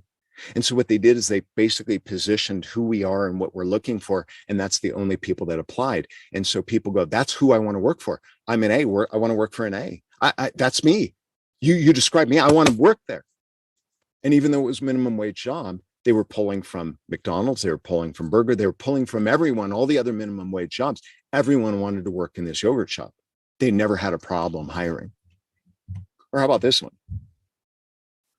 This is director in marketing, content marketing, SEM, all this other stuff, looking to hire other employees. Now, number one, because of the way she manages, everyone wants to work for her anyway, and people are recommending and referring. But they had a hiring position open, and HR said, you know, you're probably only going to get 5 or 10 people that respond to your job. So she said, let me write it. This is just the first sentence in the job. Are you creative? Are you a creative powerhouse, capable of quickly creating beautiful visual content and marketing assets? Are you someone who understands the end user experience and business needs? We're looking for you to join our scrappy team of growth-minded creative intellects and performers who thrive on collaboration, mutual respect, positivity, integrity, and a commitment to excellence. They're defining who their market is. And guess what? 100 people applied for this job. When HR said 5, 10, 15, HR was like blown away. Fortune 500 company. Here's another one, another job. Also, 100 people responded. Are you curious, self-motivated, detail-oriented marketer who gets excited about all things digital? If so, look no further. We want you to join our scrappy team, data-driven, growth-minded, creative individuals who thrive on collaboration, mutual respect, etc. Again, it's how we position and what we believe. And what's unique about these two wanted ads is they believe it. They believe in positivity. They believe in treating people well. They believe in team and collaboration. They believe it. It's not lip service. And that's the difference. So what are the key benefits of using this MVP approach? And I just use that as an acronym so you can remember it. Drive performance, increase your morale, decrease turnover, attract new talent, right? By word of mouth. A team is going to follow you in a battle. They work their tails off and they enjoy it. And you have less stress and less frustration. Now, I know what you're thinking. You know, Dave, that's really good. That's a good, it's a good reminder. I've heard that before. I hear this all the time. Are you doing it? Have you made the shift? Because what I want to do is motivate you today to make the shift, because it's not what you know, it's what you do with what you know. So I'm going to challenge you starting today to commit to change and start now. Change your mindset about leadership, learn to value your employees, and ladies and gentlemen, push them up. And if I can help you, feel free to reach out to me. My name's Dave Susan. Thank you so much for being on this webinar today. Thank you for all those who joined us today. This is actually a replay of Dave's talk that he gave yesterday. So he's not here for question and answers, but I will be we will be posting the questions and answers that we had from yesterday. So you can see those when we post this later. Again, that is all the presenters for today in the Brazos room. So please feel free to head over to the Page One Power room, and thank you for Page One Power for being our sponsor. And you will get to be able to see Kyle Roof, talk about SEO next, and then also our final presenter, Scott Bardell. Again, we're so thankful for you guys joining us today and hope you've enjoyed the conference so far. And again, I look forward to you joining us to see Kyle speak in the Page One Power Room.